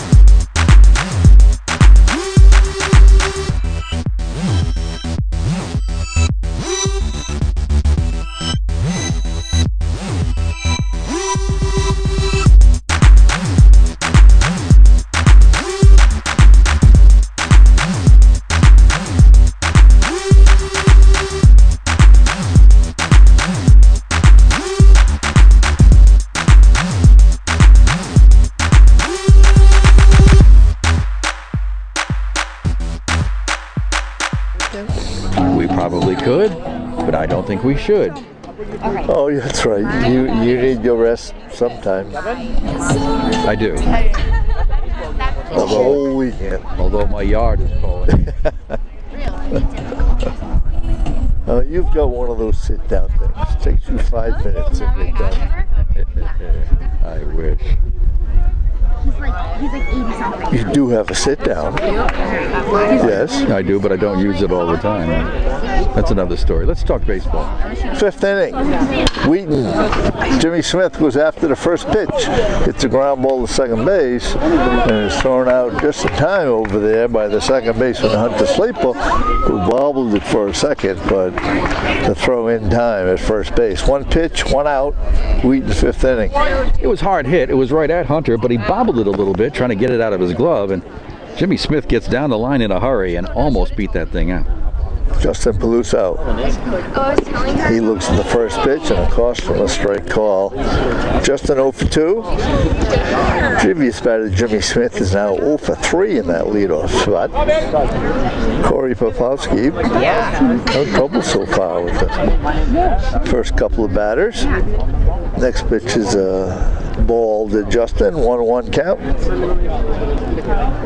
Matt Levanchi on deck. Good curveball, drops right in there. Don Desano, the catcher, looks over for the same, gets it, and it's a 1-2 count coming up. As Corey fires a good fastball outside, but too far outside. Count goes to 2-2. Dom's been setting up outside almost all day. 2-2 pitch. That cuts the outside corner. Strike 3 call, right where Desano wanted it. And that's strikeout number 2 for Corey Popowski. Great location that time to get a very good hitter in Justin Palouse. Oh, I love to see that 1-2 curveball cut the outside corner. It's such a tough pitch to hit. And just like the last batter, most batters take it, and it costs them. That Levanchi takes curveball outside, ball 1. That hit by a pitch in the first inning. Had a base hit last time, 1-for-1 officially. Ground ball, first base, Anthony Conti. Easy hop, takes it to first himself, and a 1-2-3 inning again here. And Salve's retired the 5th. 5 innings, Salve 7, Wheaton 2.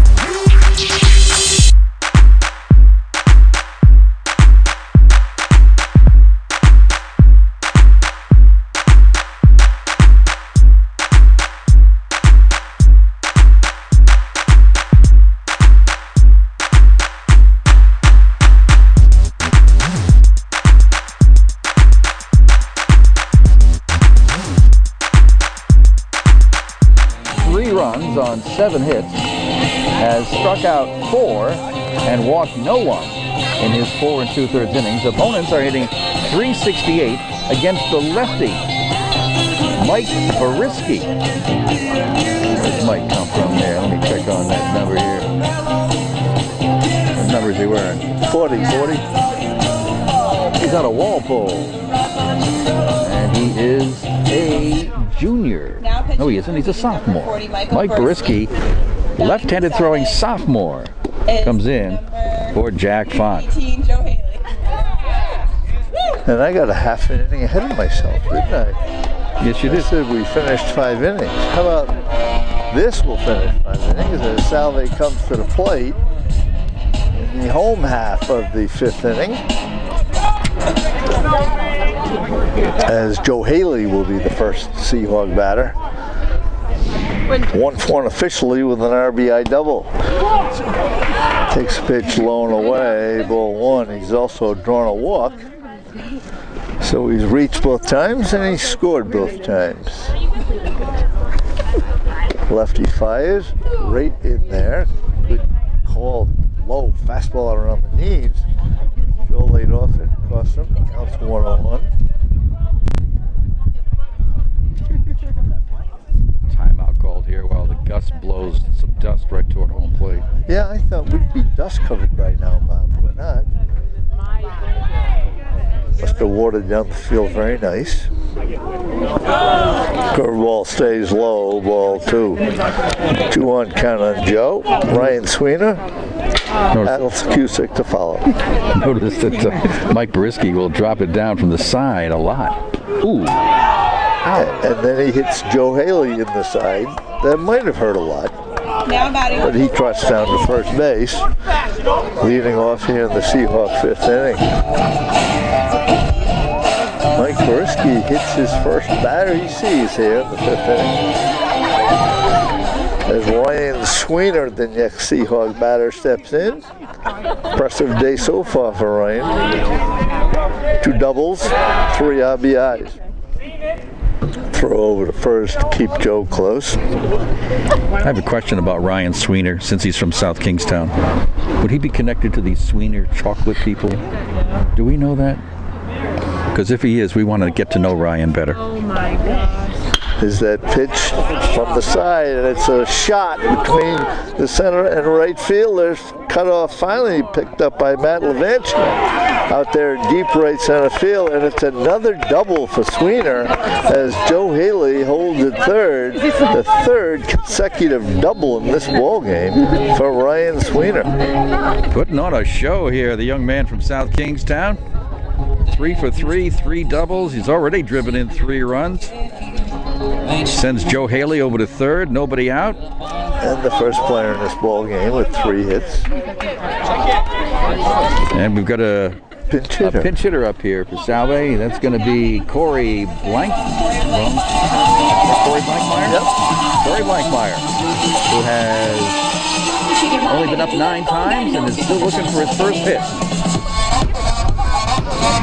Blankmeyer pinch hitting for Alex Cusick here in the Seahawk 5th inning.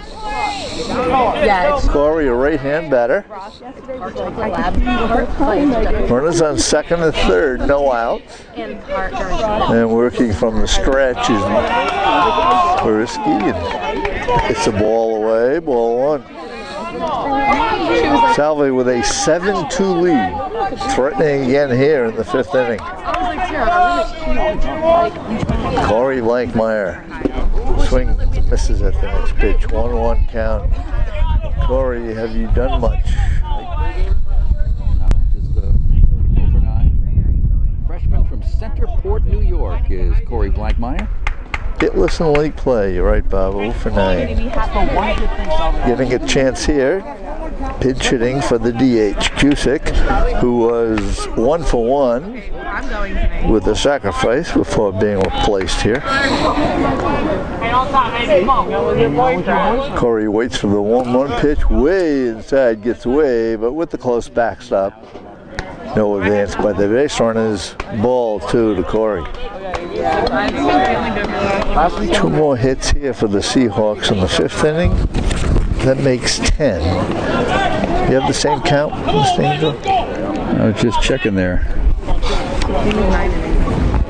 Trying to get the final numbers on Jack Font. Corey hits a little looping fly ball in the shallow right field. It's going to bounce in there for a base hit. RBI single for Corey. And his teammates are quite happy as Corey comes through with his first base hit of the season as Joe Haley scores from third to make it 8-2. Gets his second RBI of the season. A little blooper in the shallow right field. The right fielder, Matt Levanti, lost it in the sun, and it had no possibility for Matt to make the catch. And now Corey's coming out for a pinch runner and getting congratulated by all of his teammates. I got a hit. I didn't catch who the pinch runner is. I'm going to grab that number for a chance I get. Hunter Sleeper will be the next Seahawk batter. Freshman second baseman is 0 for 2. Runners are now on first and second. No advance by the runner on second, who thought that pop-up might have been caught. Then Hunter squares and butts foul at the home plate area.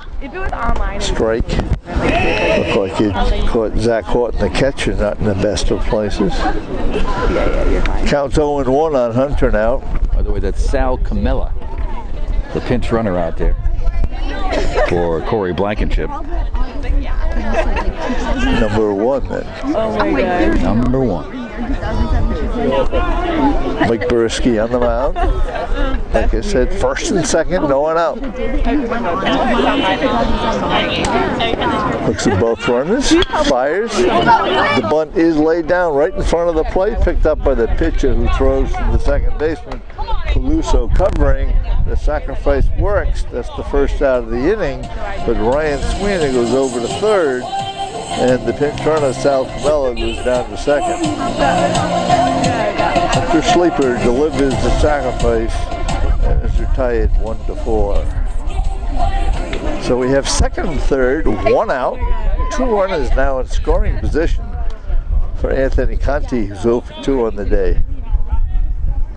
Left-hand batter.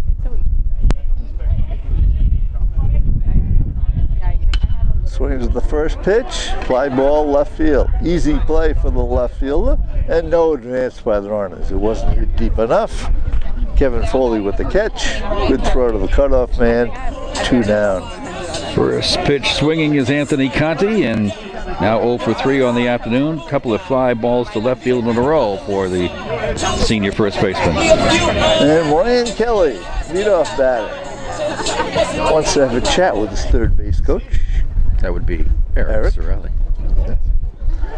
Ryan, 2 for 2 is for 2 times up, but grounded out last time. A very aggressive hitter, swinger. Chris Haddad is the first base coach. Eric works in the third base box. Eric has lifted that .351 batting average of his that he started the game with his 2 hits today so far. Second and third, 1 out. Excuse me, 2 outs. Good pitch, Ryan takes it. Down on the count 0-1. Mike Buriski on the mound for Wheaton. Still working from the stretch. I sure hope so. I'm gonna end up living in a He's ahead. 0-1 on Ryan Kelly. That pitch too far outside. 1-1 count on Ryan. Dan Donahue will be the next Seahawk batter. He gets a chance.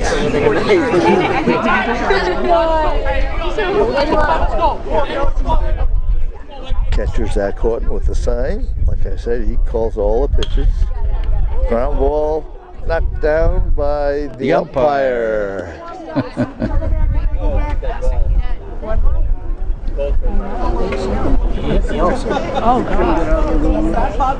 What's the ruling on this now? Runner is safe? Yes, maybe? But can't be any advance by the runners. So I think we end up with the bases loaded here. So the runners have to go back. That's what he was telling them. Ryan Kelly ends up at first base. I don't know what that scored as. ruled a dead ball once it hit the umpire. Yep, because he was in front of the fielder. If he was behind the fielders, if they already had a chance to field it, the ball would still be in play, but he is in front of the fielders. It's a dead ball. First pitch is a curve that cuts the outside corner and a strike on Donahue. I believe officially, to answer your question, that it will be scored as a hit. Can't be an error on anyone. Pitch is low and away. That curves the dirt. 1-1. So Kelly will get credit for another infield hit. His third hit of the ball game. I thought it was knocked down by the pitcher for a second. I said, no, it's already by him. Then Donahue, ground ball, first base. De La Cruz up with it, plays it himself to first base, and that ends the inning. But the Seahawks do come up with one more run here in the fifth inning. Completed 5 at Reynolds Field on the Salve campus, and it's an 8-2 Salve lead.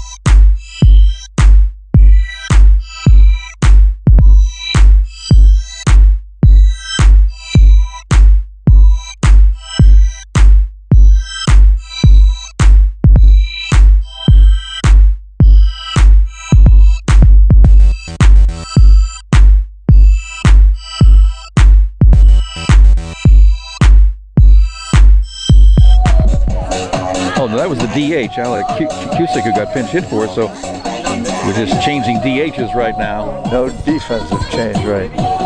When a fair ball has been touched by a fielder or as a runner or an umpire, it's a base hit. Just as we said. Just as you said. Let's get it started here in the 6th inning, Mr. Gizzard. Oh, you want me to continue? Sure, huh? do another one. That's right. These 9-inning games are a little different for us. Curveball drops right in there. De La Cruz, first sweetened batter here in the 6th inning. Apollinaire. I didn't want to say that. That's why I call him De La Cruz. Ground ball, first base. That's Anthony Conti. Scooped up by Conti. Are you sure it's Conti? Yeah. Number 8. Now batting number 7, Yep. Mike Benedict. And he handles himself. Makes the run to first base, and one pitch, one out here in the Wheaton 6th inning. 2 putouts in a row for Anthony. 3 in the last 3 innings. Been busy over there. 4 putouts, 5 putouts, 6 putouts. And 5 outs in a row by the pitcher, Corey Poplowski. Barking crab. Mike Benedict takes a pitch right in there. Strike 1 call. I don't like KJs, so I don't know. Mike base hit. Do a double play. High ground ball, the shortstop, nice play over Donahue to turn 2 back in the 3rd inning. Next pitch is out of the zone. Ball 1 to Mike. 1-1 count. Another curve from Corey doesn't hit the plate. Ball 2. Well, as first basemen often do, Anthony Conti is piling up the putout total. I was just noticing that as I kept counting. He's had a lot since the 3rd inning here. I've never gone. Cuts the outside corner with the next pitch. Corey does, and Benedict Has a 2-2 count. What was Regina today? Came in hitting at 318. What was the other thing?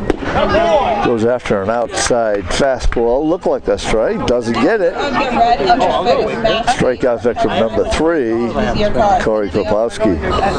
Looks like 7 of the last 9 putouts belong to Mr. Conti over there at the first base location. Not that time, though. That's 6 in a row now. Card retired by Corey on the mound. Kevin Foley stands in. Looks at the curve, goes a little low, ball 1.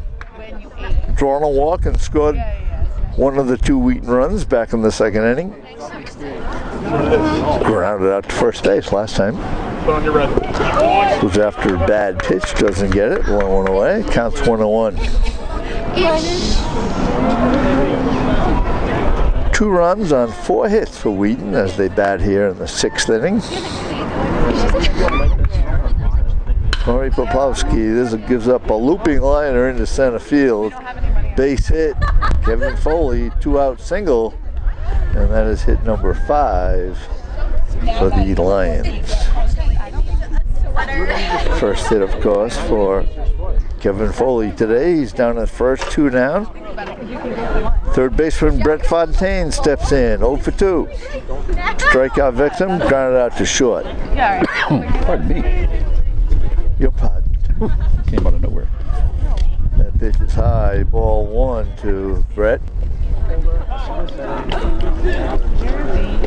And Coach Eric Sorella calls timeout from the Salve bench and slowly walks out to the mound to have a little chat with Corey.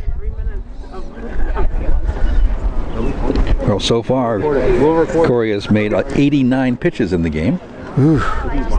In the 6th inning right here.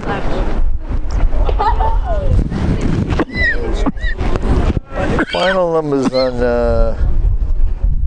Jack Font, by the way, Bob. You said you were trying to figure it out. I've got, he pitched 4 innings. He gave up 7 runs, 5 of them earned. 8 hits. He walked 2 and he struck out 2 before he was relieved last inning. And we're set. Brett Fontaine back in the box. Curveball drops right in there. Nice pitch from Corey. 1-1 count. Eric Sorella obviously went out there and said, here, throw this pitch because it's going to be a strike. And it worked. And throw this pitch a little high and away. Maybe he'll go fishing after it, but he didn't. It's ball 2, 2-1.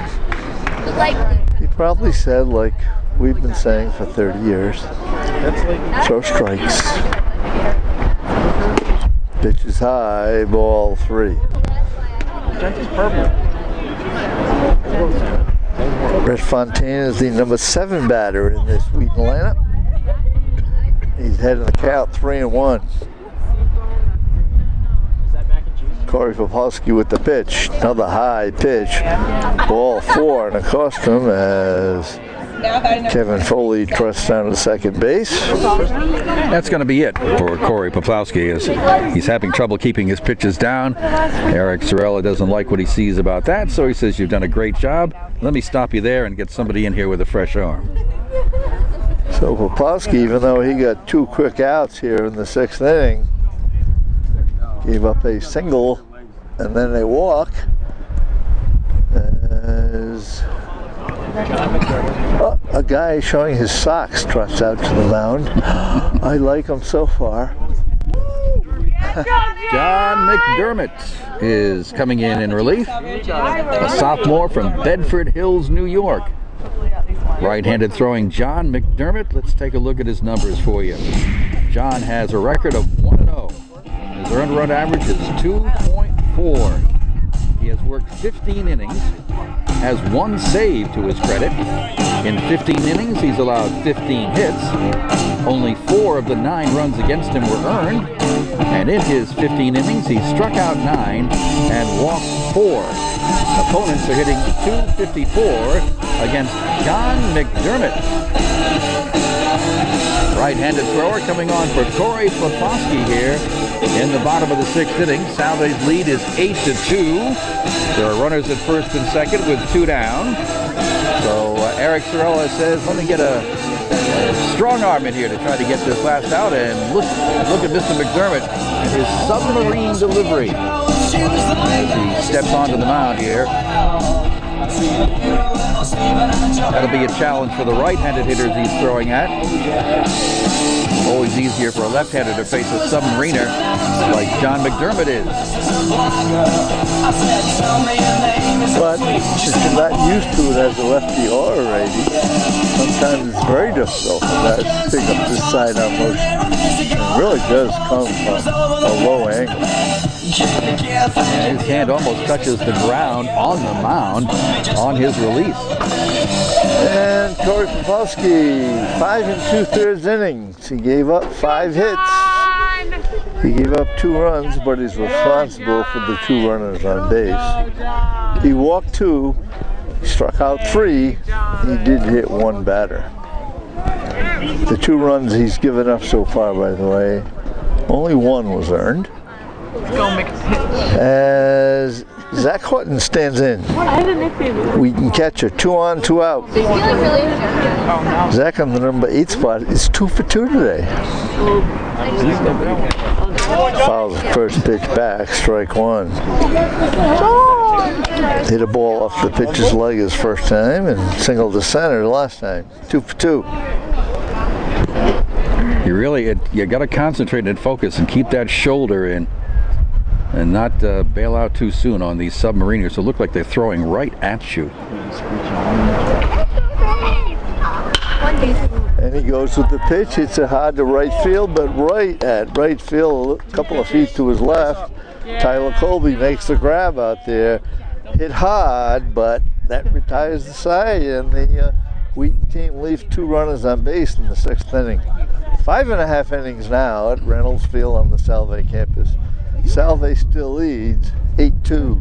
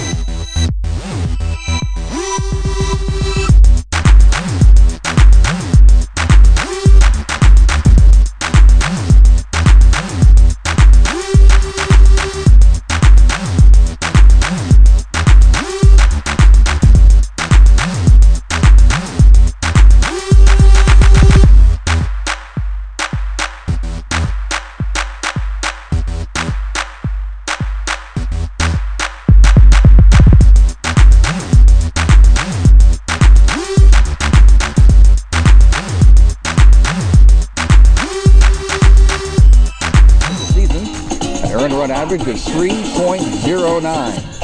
23 1/3 innings pitched for Jared Clement. He has allowed 22 hits, 11 runs, 8 of which were earned.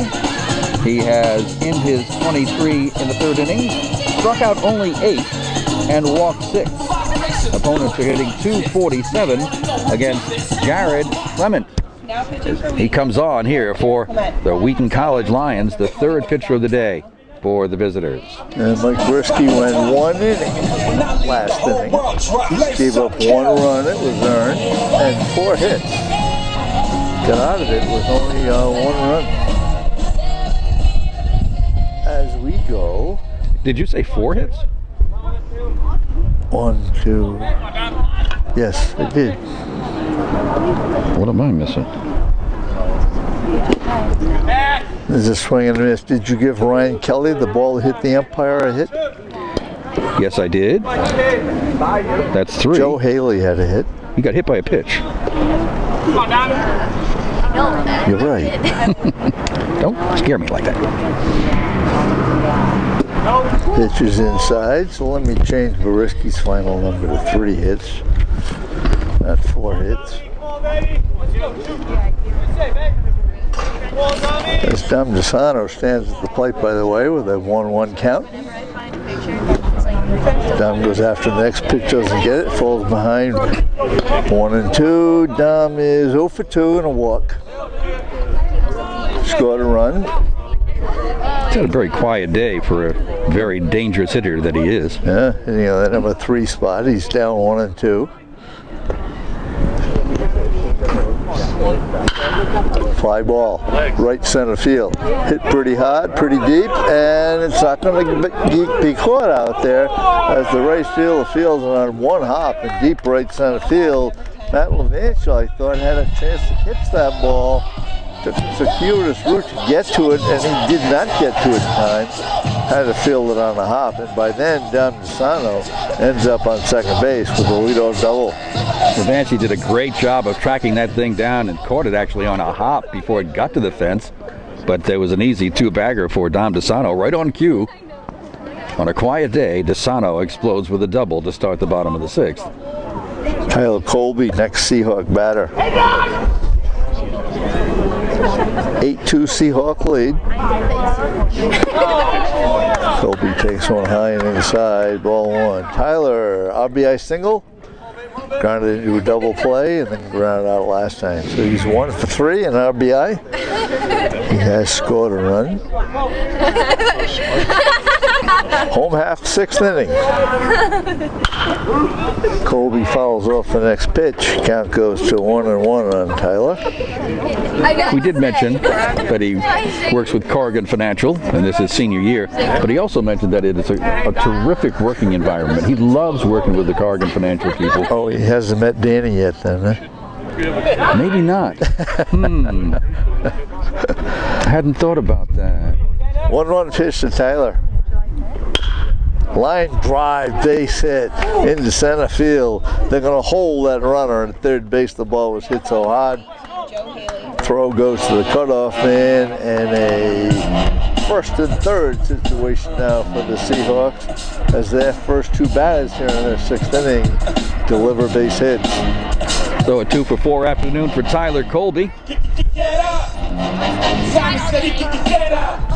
He's been one of the best hitters, one of the best players on the Salve team, I think, since he was a freshman. And it's hard to believe he's a senior now. Joe Haley, junior 3rd baseman.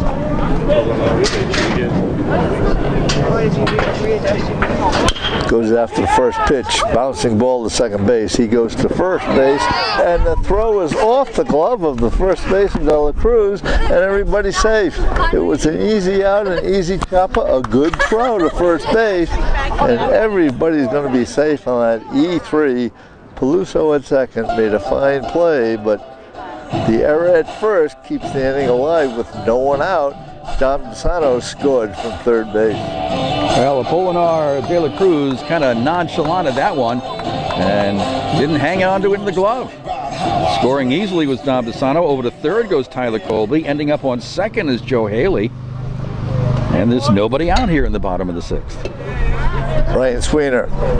Oh my God. Next Seahawk batter. 3 for 3. Ryan Sweener, 3 doubles. Anxious went after a bad pitch, doesn't get it to strike. 3 doubles, let's see, it's resulted in 3 RBIs as well, and he scored once. Second and third, infield in. Clements from the stretch. Ground ball hit hard into left field. Base hit. 1 run will score. The second run is held up.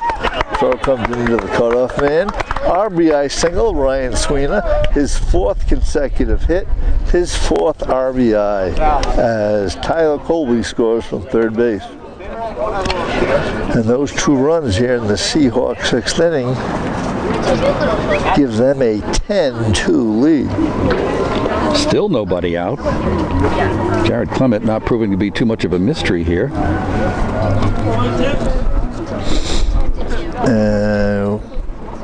Who will be the next batter? The last batter in that slot. Got to be a new DH, whoever it is. Sal Camillo was a pinch runner. Could be Tim Harris, it looks like. And he's going to get it. So Sal Camillo, his day is over as a pinch runner. as he's pinch hit for here in the 6th inning by Tim Harris. 6'4" junior out of Southbury, Connecticut. Right-hand batter. Pinch hitting in the 6th inning. Goes after the first pitch, ground ball third baseman. He's up with it, long for the first in time. Holding at third was Joe Haley. Ryan Sweeney went from first to second as Brett Fontaine went down on his knees on that ground ball. Got up and got the sure out at first out of the inning. It was like a hockey goalie play. No way he was going to get by him. And he knocked it down real good. Runners on second and third, one down. Is this Hunter? Yes, it is. Hunter Sleeper, the freshman second baseman's at the plate. Came in hitting at 231. Was asked to sacrifice last time. Did a good job. Was 0 for 2 before that. Jared Clements throws high. The squeeze was on, and again it's a safety squeeze. The runner waits till the ball is bunted down, so nothing happens on that high pitch. Ball 1. With an 8-2, no, make it a 10-2 lead now. Kind of surprising. They would try to butt another run in. Curveball breaks right in there from Jared Clements. Strike call on Hunter. Oh, maybe a little practice for the playoff scene, you know. If we have this going on, I wonder if we could get a run in the playoffs. All the infielders are in, by the way, which makes no sense to me again. They're behind 10-2.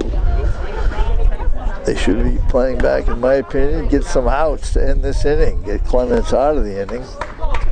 The runner on third base doesn't mean much right now. It's a 2-1 count on Hunter.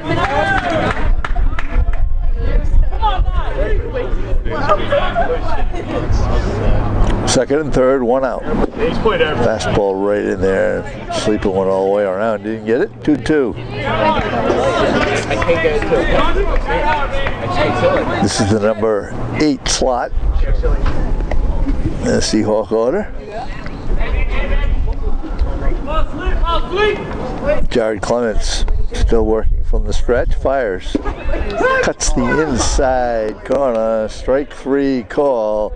Hunter goes down for the second time on strikes, and that's the second out of the inning. Kind of a delayed call there that time by the home plate umpire, Rich Gattani. But tough pitch. And that's the first strikeout for Jared Clements. He's got 2 outs now as Anthony Conti 0 for 3 steps in. And Jared's first pitch is an outside fastball, ball 1. Grounded out once, and he flagged to left field twice. Anthony has. Second and third, 2 down.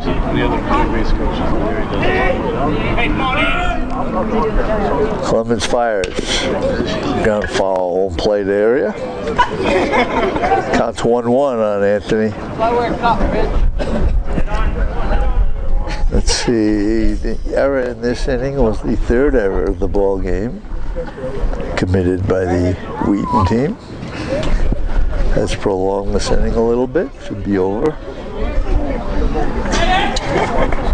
Anthony on the number 9 spot has a 1-1 count. Going the opposite way the last 2 times. Matter of fact, he's going the opposite way all 3 times with a grounder to short. 2 fly balls to left. Outside fastball. Ball 2, Anthony. Came in hitting at 288, so that took a dip with the 0 for 3 performance so far. Ryan Kelly at the top of the order on deck.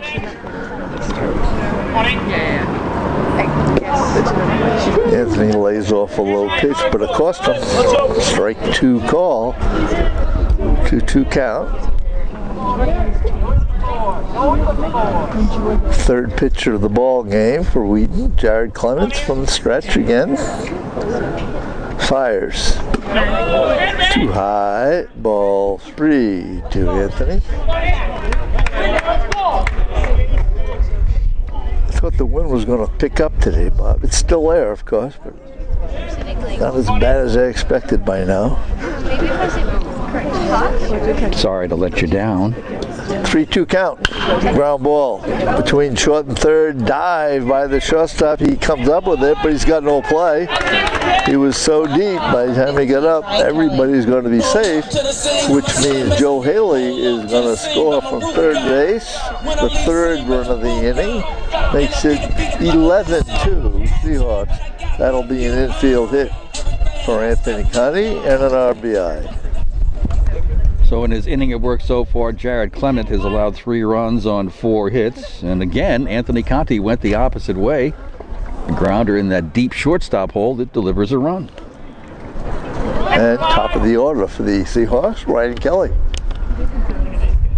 3 for 4. Goes after the first pitch.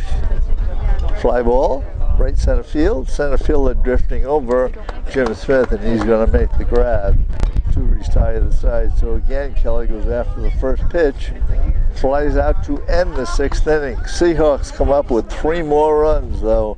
After 6, Seahawks 11, Wheaton Lions 2.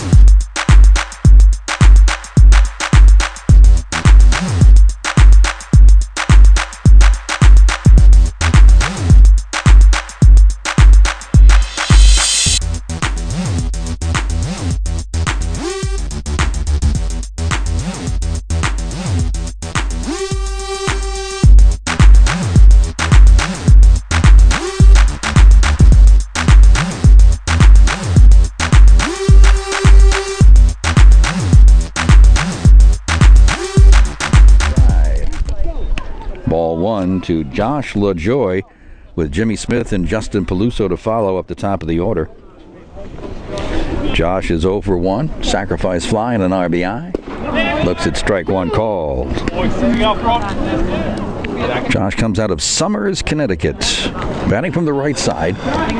Started the day at 247. Right-handed batter takes that one outside, and the count goes to 2-1.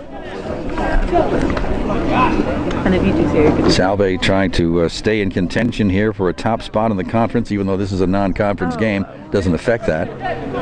But matters is coming on Saturday. And that's low. 3-1 now to Josh LaJoy. The lone remaining league or conference games, the doubleheader with Roger Williams at Roger Williams on Saturday. Swing, and there's a shot between short and third into left field. A leadoff single for LaJoy here in the top of the 7th. Only the 6th hit Now batting number for the 5. Lions. Leadoff single, and that'll bring up the top of the order with a runner on first, no one out. And the top of the order would be Jimmy Smith, the sophomore center fielder, left-handed hitter. So far 0 for 3 on the afternoon. Flied out to right, reached on an error, and grounded to second.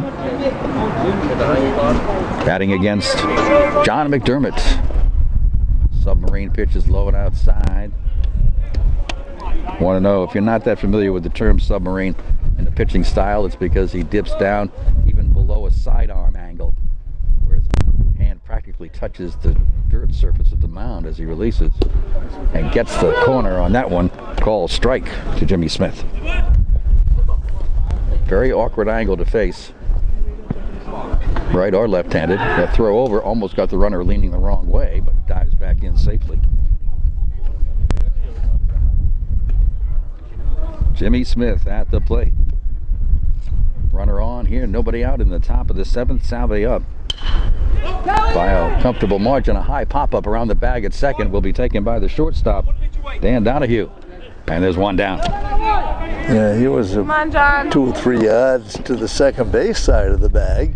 Would have been an easy play for him. It's a sleeper as well. Now batting number 8. Easy pop-up, one down here in the 7th inning. And to the plate steps Justin Peluso, the junior second baseman, who is 0 for 3. Right-handed hitter. McDermott throws and gets the outside corner.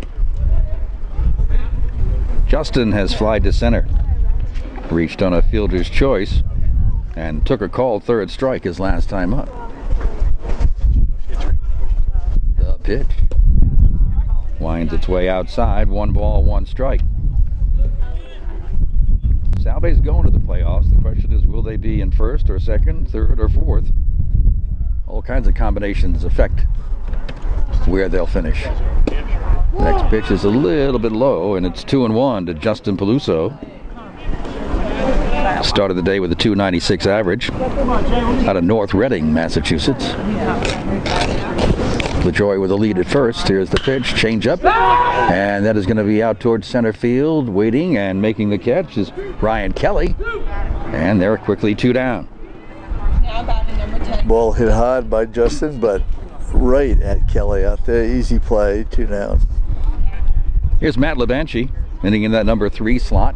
But another trip to the mound by Coach Sorella. Coach wants to get another pitcher in here. John McDermott gets the job done. He's worked actually 1 full inning now. Came on last inning, got an out, gets a couple outs here. Is responsible for the base runner. And let's see, we've got a lefty coming in here to pitch to Matt Labanchi, who is a left-handed hitter. And let's see if we can Mike Sherman. Catch his numbers, what he wants to say. Who we got there, Mr. Habershaw? Yes, sir. 27, Mike Sherman. 27, Mike Sherman, sophomore from Rockville Center, New York. Comes on. Mike Sherman. Check the numbers on Michael. He has a record of 0-1. This is his 14th appearance. Obviously a bullpen specialist is Mr. Sherman. He has worked 6 2/3 innings in 13 appearances. 6 2/3 innings. Given up 2 runs, none of them earned. 3 hits. Struck out 1 and walked 2. Opponents are hitting 130 against Mike Sherman, and look at this. We go from right-handed submariner to left-handed submariner in Mike Sherman with a 0 earned run average. And he'll be facing Matt Labanchi unless see a pinch hitter, which I don't think we will. Getting cold. We're in the top of the 7th inning. Salve holding on to an 11-2 lead here as Mike Sherman comes on. And since Mr.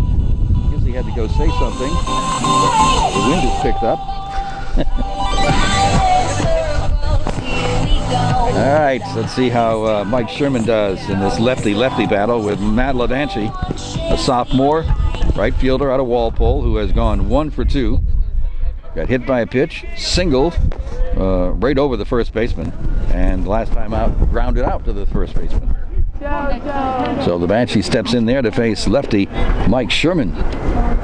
The pitch, outside corner, called strike 1.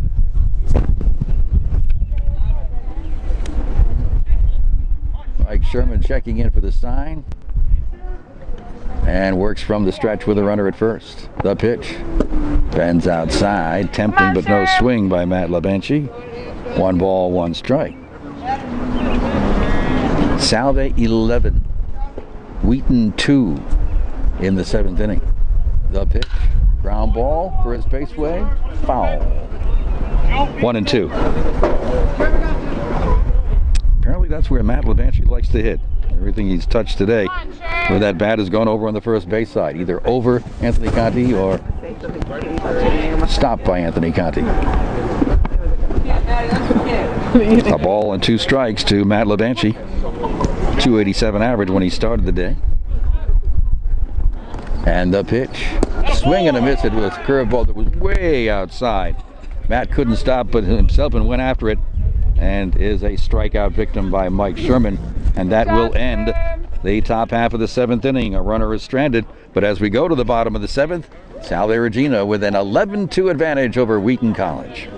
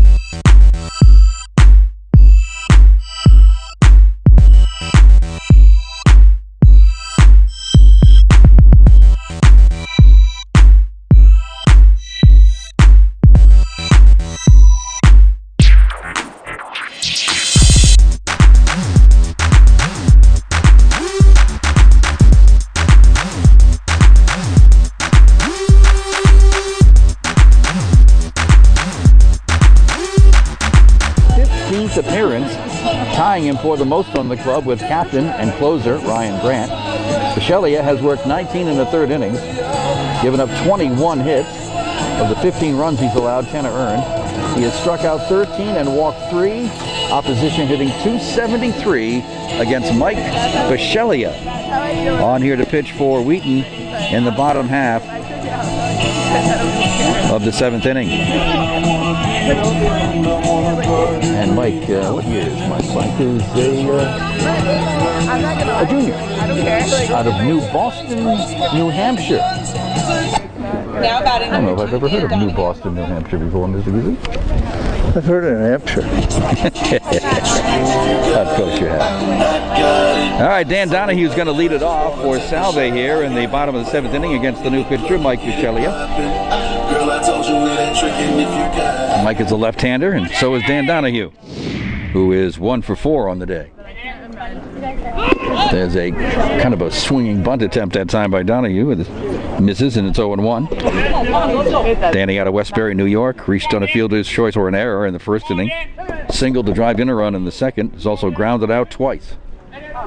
Swings and misses at that pitch, and Dan's quickly down on the count 0-2. 1 inning for Jared Clement. 1 run that was earned out of the 3 he gave up. He gave up 4 hits. The pitch, swing and a miss at a bad pitch. Ball hits the dirt. Throw down to first base makes it official. Dan Donahue is a strikeout victim to start the 7th for Salve.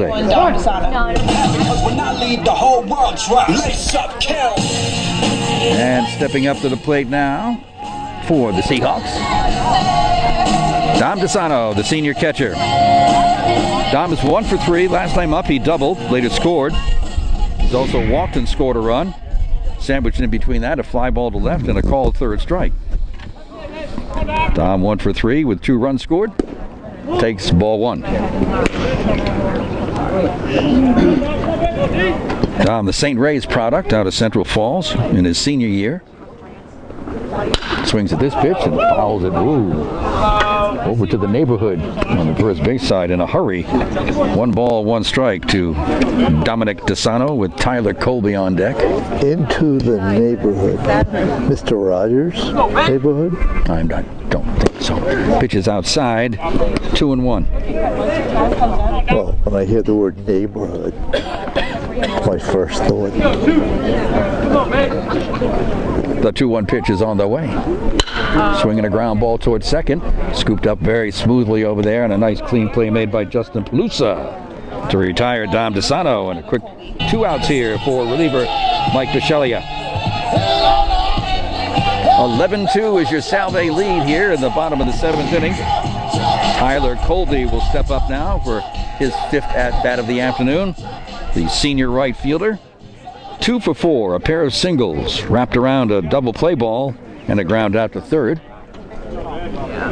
The Easton, Connecticut senior has scored a couple of runs. Breaking ball off speed, misses ball 1. Okay, I think we firmly established that Tyler works with the folks at Cargan Financial. There's no need to mention it and any more than that. There's a strike call, 1-1. Even though Cargan Financial is our presenting sponsor of sports broadcast on WADK. The pitch. Swing and a foul out of play. Over on the right side, 1-2 to Tyler.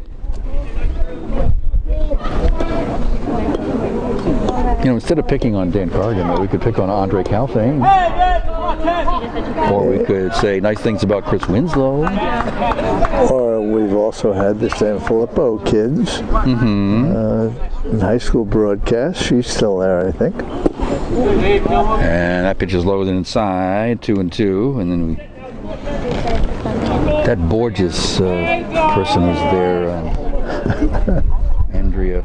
We talked about Andrea, but we don't need to talk about the other Borges person, do we? Pitch. There's a shot that's hit right at the second baseman, and that'll be out number 3. A 1-2-3 inning for reliever Mike Bisceglia. Keeps the Salve bats quiet, and only the second time in this game that Salve has had an inning without a run. But they're on top comfortably, 11-2 after 7 on WADK.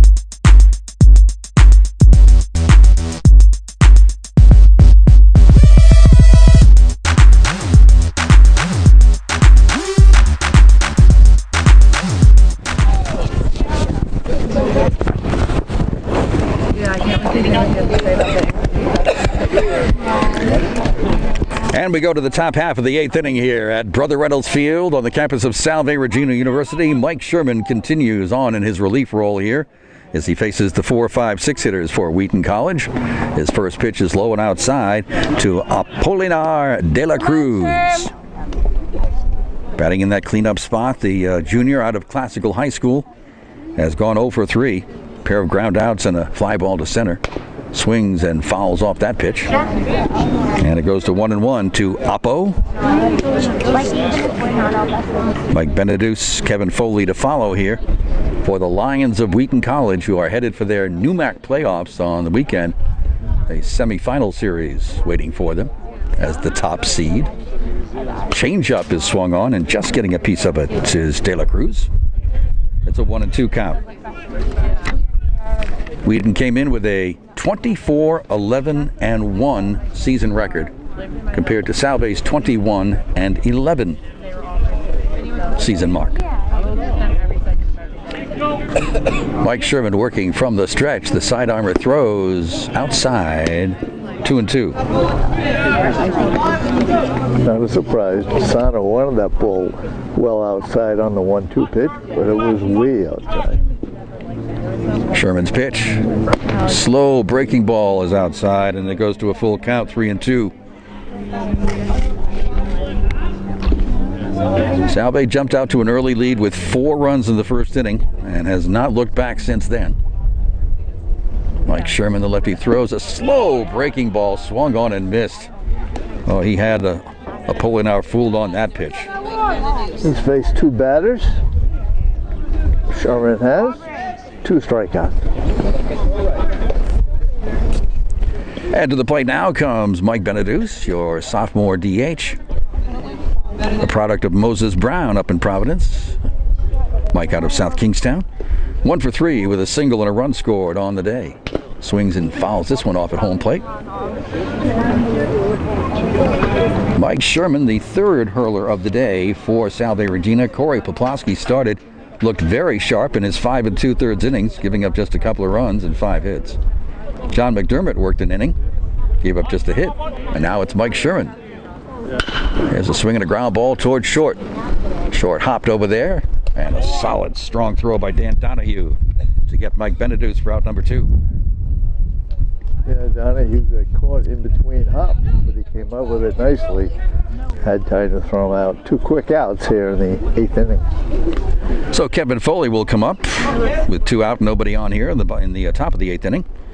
Kevin hitting the number 6 slot.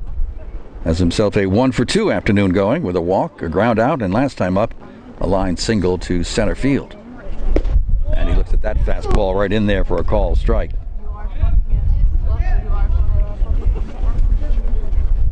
Wheaton College up in Norton, Massachusetts, right off of Route 495, not too far away. The pitch, there's a swing and a chopper towards second. Scooped up over there by Hunter Sleeper. He'll make the play easily, and it's a 1-2-3 inning for Mike Sherman as Wheaton goes down quietly here in the top half of the 8th inning.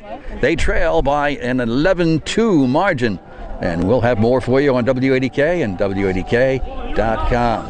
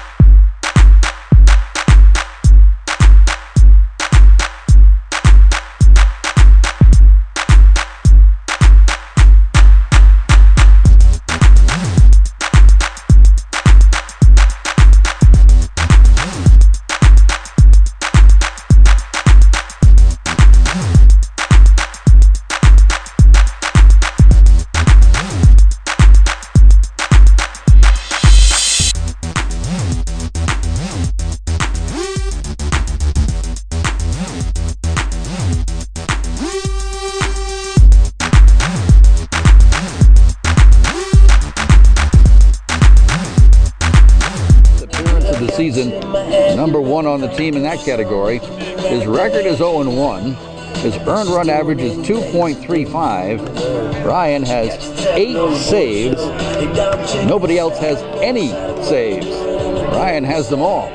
15 in the 3rd innings, 10 hits, 6 runs, 4 earned. He has struck out only 6. He has walked 9.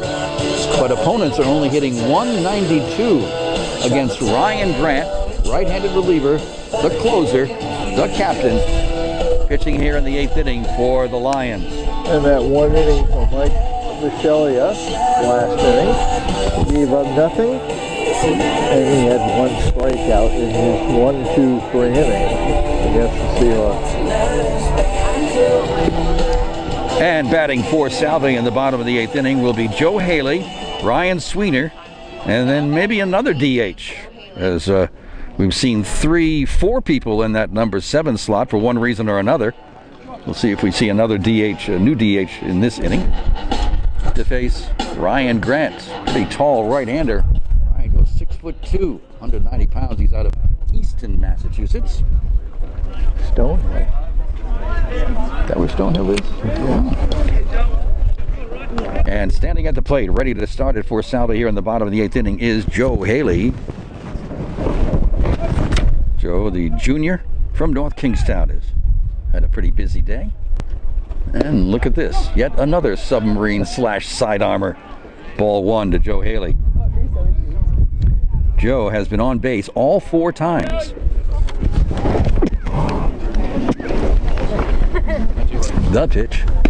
That's a breaking ball that doesn't break enough. It's outside, ball 2.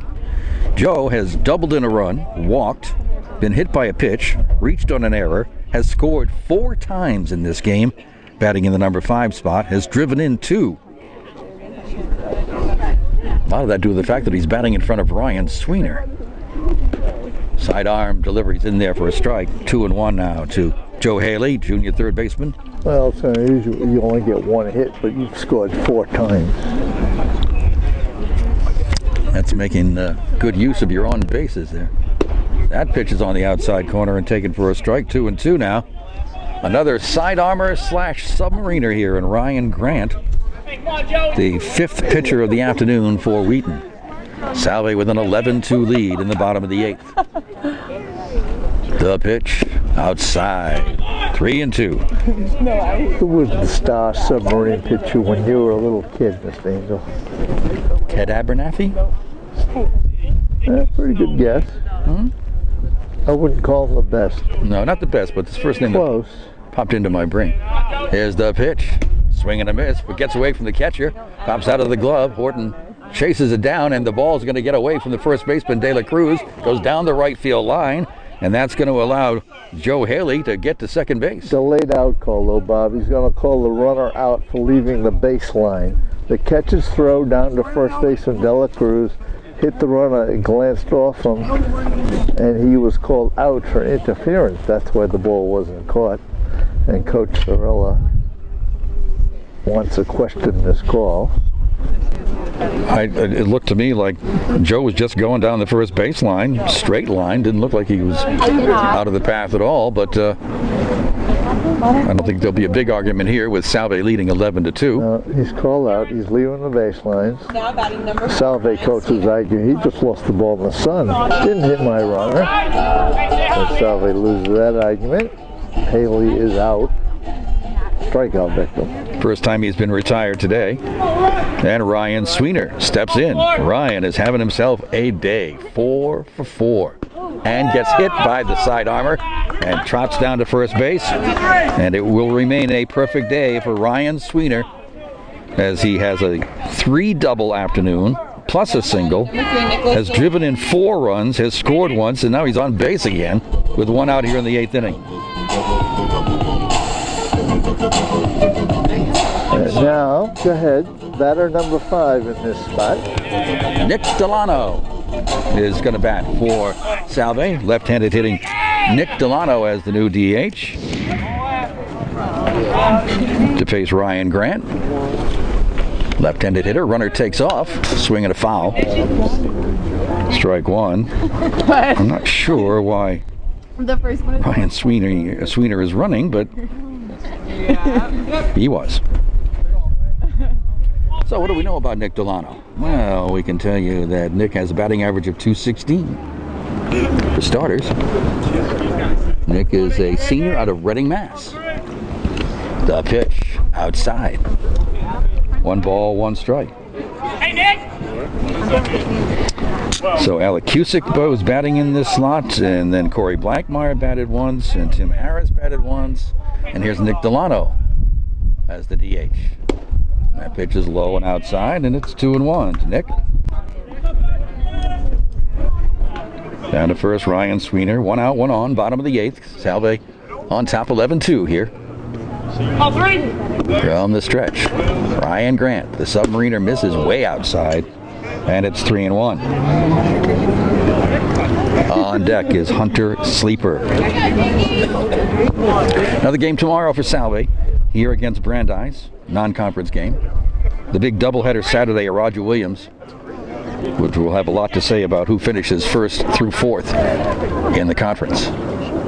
Sidearm delivery misses outside, and Nick Delano draws a walk. Runners now at 1st and 2nd.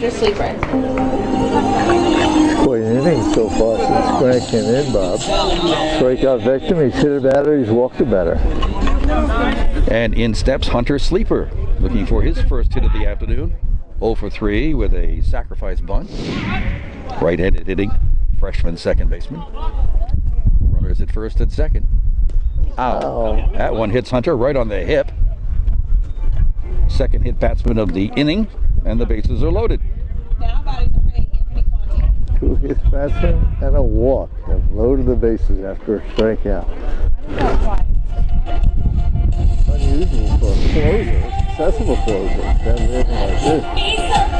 Here is Anthony Conti now, the number 9 man in the order. Anthony with a single his last time up, an infield single to the shortstop hole. 1 for 4 on the day. He's been going the opposite way every time he makes connection. And takes a strike from the side-arming Ryan Grant. Anthony from Georgetown, Mass. One of the seniors on this Salve squad. left-handed batter. Runners at every base. That pitch is right in there for a strike. It's 0-2. On deck, Ryan Kelly, the leadoff hitter. Barring a double play, he should get an opportunity to bat for the 6th time. No balls, 2 strikes to Anthony Conti. And the pitch doesn't quite break across that outside corner, but it was close. It's ball 1.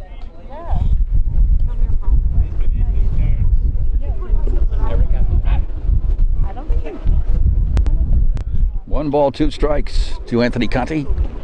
And the pitch outside again. 2-2. Down at third is Ryan Sweeter. Down to second is Nick Delano. Over at first is Hunter Sleeper.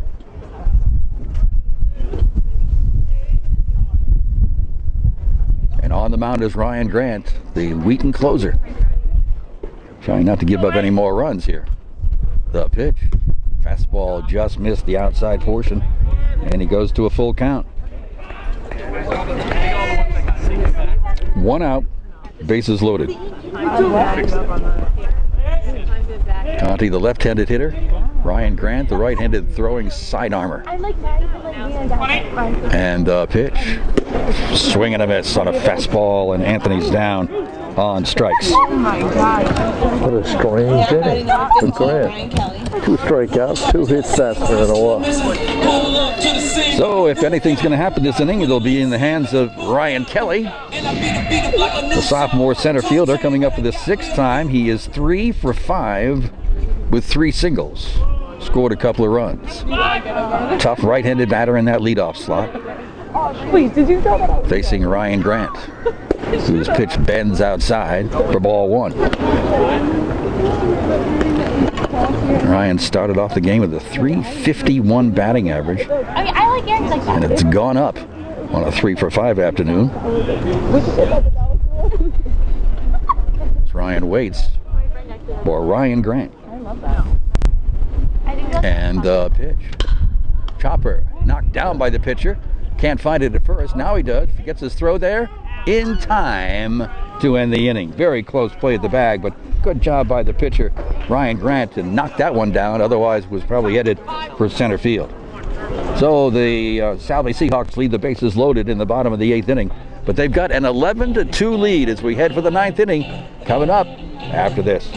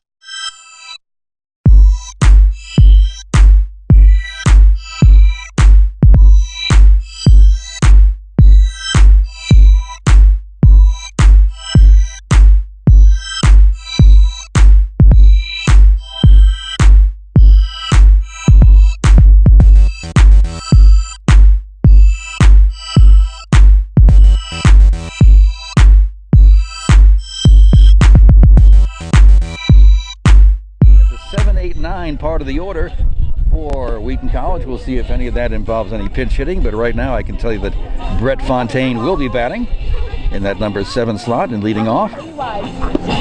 Scheduled to follow are Zach Horton and Josh LaJoy. On the mound, Mike Sherman, ready to go to work to Brett Fontaine, the sophomore third baseman out of Newburyport, who is 0 for 2.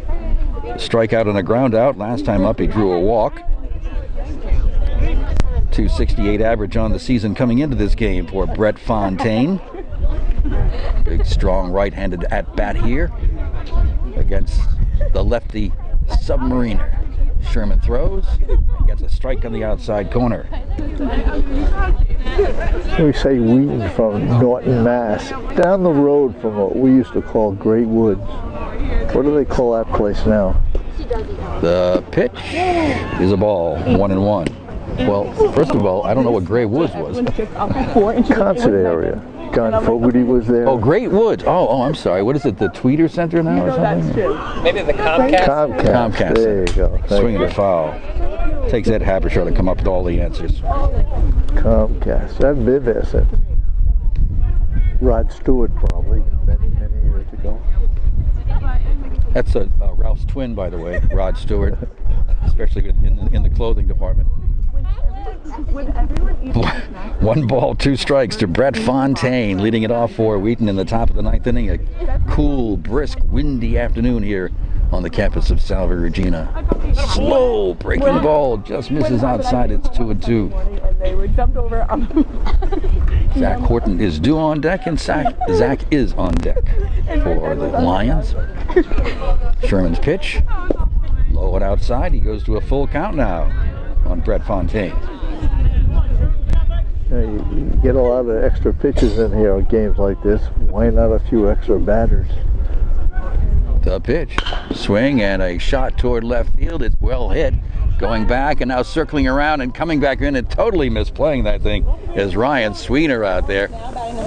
Yes, there was wind involved, but Ryan started taking off and said, wait a minute, I'm going too far. Tried to come back and it fell in front of him. That was a routine play. Ryan, like we mentioned a couple of times, I don't know if you're playing shallow. Plenty of time to go back with the breeze knocking those balls down.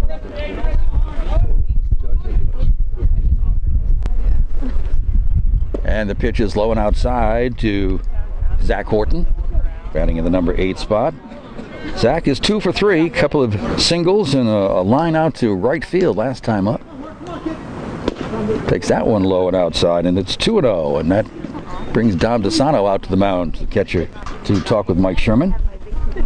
Some coaches tell our outfielders never to take their eyes off the ball. When they turn, when they have a long run to go for the ball, a lot of outfielders take their eye off the ball. Some coaches don't like that at all. That's the case where the ball fell. Swing and a miss on the next pitch. 2-1 to Zach Horton. Ryan took his eye off the ball, turned around, went back, and picked it up. The wind is still basically blowing in. Swinging a ground ball towards short. Big hop there, scooped up and over the glove. I'm sorry he thought he had it, but Dan Donahue had that ball bounce right over his glove. And the first 2 runners are on here in the top of the 9th inning. Well, earlier in the ball game, a couple of innings ago, I said, Dan played the long hop out there and get away with it. This time he played the long hop again, and he did not get away with it. Hop right over his glove. But the ball previous to that hop would have been a possible double play ball. Instead, there's 2 on, no one else. Josh LaJoy at the plate. Takes a pitch for a strike. Hitting it. Well, I was wondering, but I'm waiting for an official scoring on it.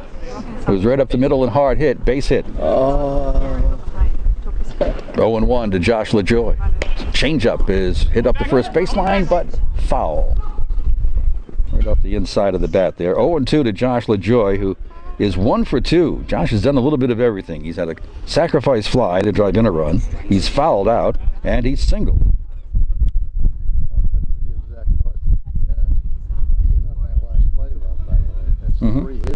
It is, yeah. 3 for 4 for Zach. He's at first. Brett Fontaine's at second. Nobody out here in the top of the 9th inning. Mike Sherman on the mound, the lefty side armor. This is high with his next pitch. It's 1-2 to freshman shortstop Josh LaJoy from Somers, Connecticut. Top of the order, waiting on deck, Jimmy Smith. Lions might want to make some noise here in this last inning. Swing and a miss on a beautiful changeup. And Josh LaJoy's out number 1. It should be out number 3. I think there were 2 batters on base. Top fly to left field, it was misjudged. Soft ground ball to short that was misplayed. The inning's still alive, only 1 out. And Jimmy Smith, the top of the order, does not come up. As a matter of fact, it is going to be Zach Bombard coming up right now for Wheaton. And Zach Bombard has himself a .321 batting average. Right-handed batter. Zach Bombard is, let's see, out of, oh, my paper's a little crooked here. He is a junior out of Belchertown, Massachusetts. Right-handed hitter, looks at ball 1 outside and low.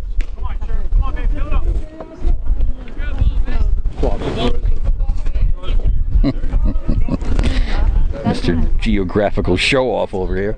The pitch to Bombard is high, ball 2. That is the name of some of the towns that have disappeared because they created that clogged reservoir. Chelsea town is still around. 2-0 delivery, gets the outside portion for a call strike. 2-1 to Zach Bombard. While he was in there, Jimmy Smith was 0 for 4 in the leadoff slot. Reached once on an error, but other than that, flied out, grounded out, and popped out. The pitch. Swing and a shot over in the right field area, but that's foul. And it goes to 2-2 now to Zach.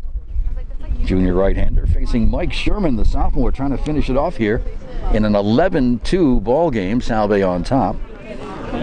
Waiting on deck is Justin Peluso. We're at the top of the order right now with the pinch hitter, Zach Bombard. Swings at that pitch and fouls it out of play left side. Count holds at 2-2. Fred Fontaine down at second. Zach Horton at first for Wheaton College. Bombard steps back in. Sherman from the stretch. Changeup is fouled off the Salve dugout. Excuse me, the Wheaton dugout over on the first base side. Still 2-2. I thought I saw a beard. A small but lengthy beard on Zach Bombard. Kind of scraggly. Right-handed hitter waits. Here's the pitch. Off speed, gets the outside corner. Call, strike 3. Nasty pitch that time from Mike Sherman. And he has 4 strikeouts since he's come on in relief. 4 batters just here in this area. Came on in the 7th and is trying to finish it off the 9th. Now 2 on, 2 out. Justin Peluso at the plate. 0 for 4 on the day. Takes a look at strike 1. Justin, the second baseman. A couple of fly balls to center field. Also a ground out and a strikeout. The pitch. Low and outside. That gets away from the catcher, Dom DeSano. And that's going to allow the runners to advance to second and third. 1 ball, 1 strike to the junior from North Reading, Justin Peluso. Mike Sherman, that submarine-style left-hander on the mound here for the Seahawks. That time tries the breaking ball, but it's outside. 2-1.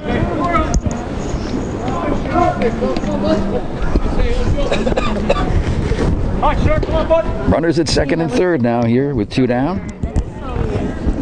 Mike Sherman's ready. Here's the pitch. That's going to get the outside corner, taken for strike 2. If he were to get the opportunity, Matt Levanchi would wait on deck. Mike Sherman's got his sign now and goes back to work. Here comes the 2-2 pitch. Swing and a ground ball foul up the third base area, but just a couple of feet foul of the bag. Hit pretty good by Justin, but just a foul strike. So the count remains at 2-2. Salve established control early and has held on to this lead very comfortably throughout the afternoon. The pitch just outside as it drifts away, and we go to a full count now to Justin Peluso. Oh my God. Mike Sherman looking in, sophomore, gets himself set. Here's the pitch. Swing and a foul coming behind us. Justin just went after ball 4. That was well out of the strike zone, but couldn't resist that tantalizing off-speed pitch. Thought he could have hit a 9-run home run. Get his team back in the ball game. So we go to a full count again. The pitch. There's a ground ball towards short. Scooped up by Donahue. Throw is over there in time to retire the side to end the game. Wheaton strands a couple of runners here in the top of the 9th inning and comes up empty. And we are done with this one. Salve Regina defeats Wheaton College by a score of 11-2. Back for a recap and maybe a chat with Eric Sorella, the head coach, after this on W80K and W80K.com.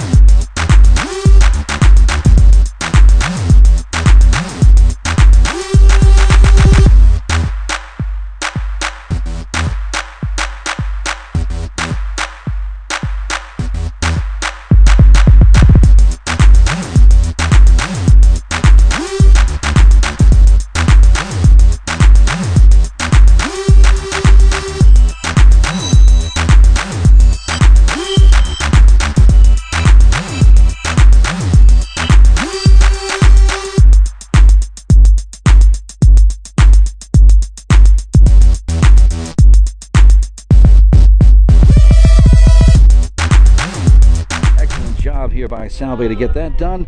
And adding on to their win total, they are now on the season 22-11. Wheaton now is 24-12 with 1 tie.